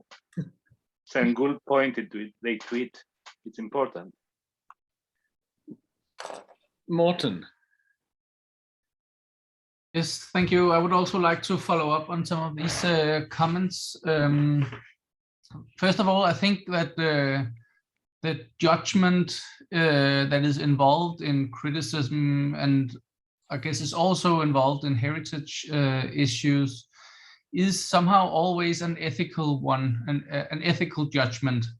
And that's also why it in the end ends up by the politicians rather than authorities or heritage professionals or so on. And therefore, I think it's really interesting with these questions of valuation, that is, as it is called within heritage language. And when I read these valuations, I cannot see how it's very different as an act of judgment than architectural criticism is. Sometimes it follows some established methods, as it is called, but in the end, the judgment that is implied is as I see it, basically the same. The biggest difference, as I see it, is that it is authorized by governments oftentimes. And in that case, I think also when this talk that was going on between the Robin Hood Gardens and the Lacoton Vassal approach of wrapping it in, I guess it rests on a discussion of where is the qualities in the building. Is it a matter of proportions in facades, or then it might not be the right strategy, but if it's more social sustainability aspects that is considered valuable, it might be a better strategy than to demolish it all. Then I thought about this question of engaging with non-architects or in the criticism and the duty, as we are talking about, of criticism of doing this. I think it's important to underline that also in my proposal to do this more in order to, for example, support buildings like the Viking ship hall more broadly, you might say, then I do not see this as being a one-way activity. It's not a matter of architects telling the qualities of the building to the broader public. It's more a matter of engaging with different kinds of perspectives on this. And if we want to do this kind of work, I think we would have to be ready to also change architecture somehow. So we would have to listen to other perspectives and ideas of quality and judgments in these buildings. So it's a quite demanding thing to do. I think it's not just a matter of writing in the newspapers rather than in architectural journals. It's really a matter of engaging with a different crowd and learning from other kinds of perspectives. Yeah, I thought that was worth adding. Caroline Foot. Yeah, I kind of follow what Morten is saying, that it's important that we engage and we should start talking about architecture in a different way. And what helps a lot for me is this theme, which is now very much going on. It's this idea of care, which comes from completely different perspectives, sometimes also feminist perspectives, like the ethics of care by for example, Carol Gilligan, is hugely inspiring for me, as it helps, for example, the conflict that is being raised here, the conflict even between failing concrete and reinforcement bars and aesthetics and qualities of livability within all of these buildings. I think we should look at all of these from a different perspective, not deductive, not mathematical, but psychological. So that means looking at ethics of care, of maintenance as well, giving responsibility to the people who live there, making them connect to the buildings ourselves as well, really diving into them as being living organisms and not dead stone buildings. It's a different way of looking at our built environment. And this is definitely not only so for the icons or the one that we put in the canon, but our whole built environment and everything from the 60s and 70s. There's so much there now taking over our cities, and it's about taking care of this, maintaining it. Well, if I can come in now, and we have maybe another few minutes. It's entirely up to you how long you would like to continue this discussion, but I would like to offer a kind of a synthesis of today's session. And if I refer to Luigi Snozzi, who once wrote that he's not interested in the individual architectural object as such. He says, I'm interested in the relationships of the different elements that structure a place. The possibility of reinterpreting the fragments are much more productive than the opposite approach, in which everything is concentrated in one object. So, as Caroline has mentioned, the icon. The iconic building and the architect, you know, the male figure, Rem Koolhaas and Jacques Herzog and these people, as the creators of these things, of their objects, right? This equation is a neoliberal disease. The care to look at the whole fabric, culture as a fabric, is a much more complex approach. And reinterpreting the relationship and placing an object here and another building there, or a wall here, or a street here, or an opening there, is that much more difficult and comprehensive, and establishes a resilience of the cultural fabric as a whole. You can then remove one piece or alter another piece, but the whole place still carries, right? So writing architectural history and making a selection works the same way. So coming back to Ruth's presentation, to see how different components, how different elements in a city, in a country, in a world, make a fabric that tells a story about a particular development. So the interesting thing about modern movement was that in the late 20s, there were already books that talked about the new architecture, right? It had barely been 7 years. And there were already historians and critics writing about these phenomena. Amazing, because the pent-up pressure up to the First World War and the kind of revolutionary spirit thereafter, and the concentrated social democratic, mostly, management that produced this amount of work from public housing to individual buildings was so well discussed that it was already possible to have a kind of summary after 10 years of production. It's amazing, right? We haven't had anything similar to that. So to address Şengül's point, you know, to write, I'm afraid, Sengu, newspapers are out. There are only very few people who read newspapers, and they're the old people. Young people don't watch television, they don't read newspapers, they don't buy newspapers, they don't even go on websites. They receive their news from Twitter, from Facebook and other things, right? That's the bitter truth. So we are moving into another era in which media are completely on their own, and the internet is absolutely flat. And the only way you can create any attention is to be absolutely spectacular, outrageous.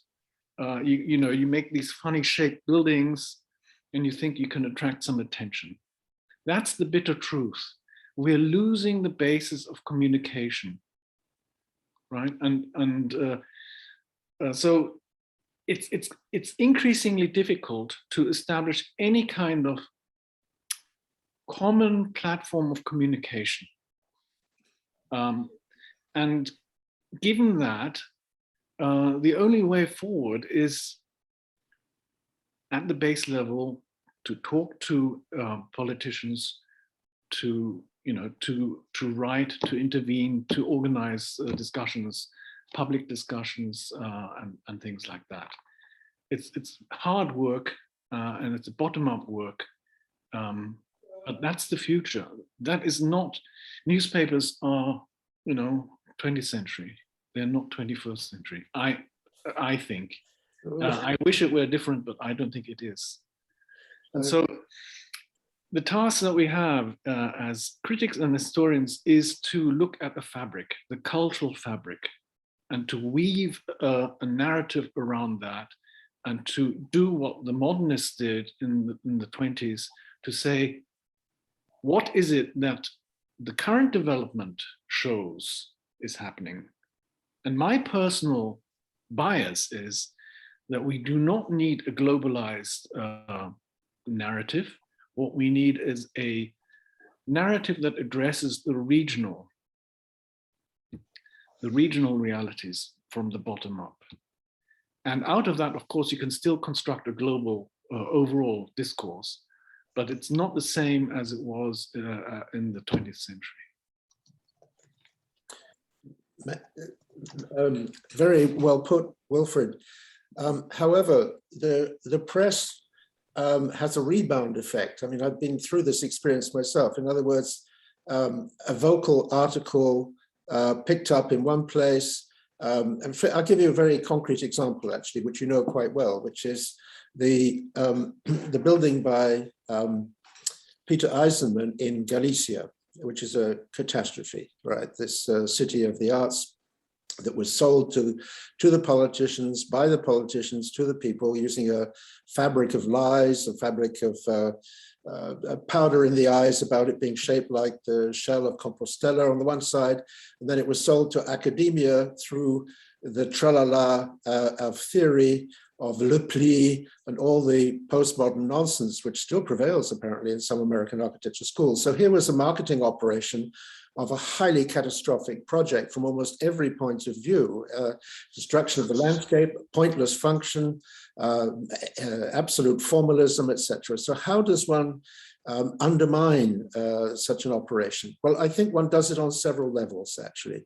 That one has to hit the various registers of those pretensions and go all the way from explaining why this is a appalling piece of architecture. That's like a sort of Neiman Marcus with curves. But on the other hand, explaining to the local population why this is a catastrophic abuse of public funds. And this is the case where the press was extremely valuable, because I got involved in that through, let's say, the elite press, Architecture Review, blah, blah, blah, but also through La Voz de Galicia. This is the local stuff. And once it picks up, it goes out of the print, it goes into all the media you're discussing, it goes into the public forum. So I agree with you about the limitations of the press, but you've got to start somewhere. A strong voice that comes in explaining why a project is highly problematic can have an effect. But I think what this, to come back to a larger reflection on today's very interesting events, it means that criticism has very many modes. It has very many ways of operating, many intentions. And one of the things that I found a little bit lacking in the whole discussion is, what is architectural quality? There's been a sort of, we've had almost everything but I mean, you know, there has to be a discussion on some level or another about distinguishing, you know, a high level architectural realization from a lesser one. The word criticism, as far as I know, comes from a Greek word, which is to do with the definition of quality, or even the separation of wheat from chaff. If we don't get into that, you know, you can end up discussing any old building you like. But I mean, on some level, missing in this is an issue of defining some notions of quality and probably some notions of tradition, because I don't really think you can talk about quality without making reference to buildings in the, you know, the immediate past or even the far distant past. This would get us back very much to the discussion on the Capanema at the moment, which is a building of astounding quality. Well, why? What do we mean by that? Let's talk about that. So it's been a little bit sort of lacking for the moment in the discussion. It doesn't mean it's not in people's minds. But anyway, thank you very much for letting me take part in this. It's extremely stimulating. Thank you very much for that last point. It's very important. And of course, one could delve into this, especially, for example, in the case of Robin Hood Gardens. One could say, what are the qualities? And to listen to the that woman who lives in that, or used to live in that building, is one way of explaining some of the qualities.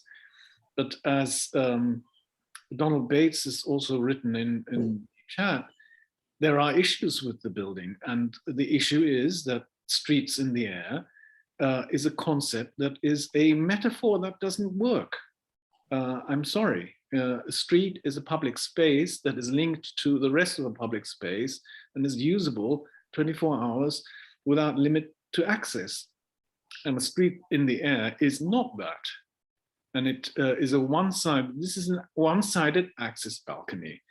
And I just wish architects were more clear and honest when they describe their buildings. Otherwise, it's a wishful construct which goes beyond what it can deliver. So, you know, we can delve into those kinds of things. I mean, the same way as the Viking Hall. We can talk about, you know, what are the qualities, and of course there's kind of a neutral frame about it, and it allows the boats to be set against the sea, which is what Morten explained. But as soon as you sandblast the wooden board marks, you know, you destroy a quality of the building. That is a quality that it had. And so once that is gone, you in a way strip it of some kind of an echo with the content. And therefore it lacks empathy. It just becomes a stark surface. And concrete without any kind of board marks can be rather boring and stark. So those kinds of things, yeah, we can talk about these and you know, qualify judgment through the qualities of these objects. And yes, I mean, Morten has hinted at these things without actually being explicit about it. But you're right, William. I think this is the basis. This is the reason why we asked all the presenters to focus on one building and to look at that as much as possible. So I think it is time that we came to a conclusion, and I invite everybody who's still here to join us tomorrow in the final fourth session. I'd like to thank Ruth, Konstantinos, Morten, Carolina, and Jasna for their thought-provoking presentations. Thank you. And there's many more that we could talk about, but it's good time to finish. So have a good morning or good afternoon for those in the Americas, and have a good evening for those in Europe, and for those in Asia, have a good night. Thank you. Thank you all. See you tomorrow. Cheers. Thank you all. Thank you. Bye-bye. Bye-bye.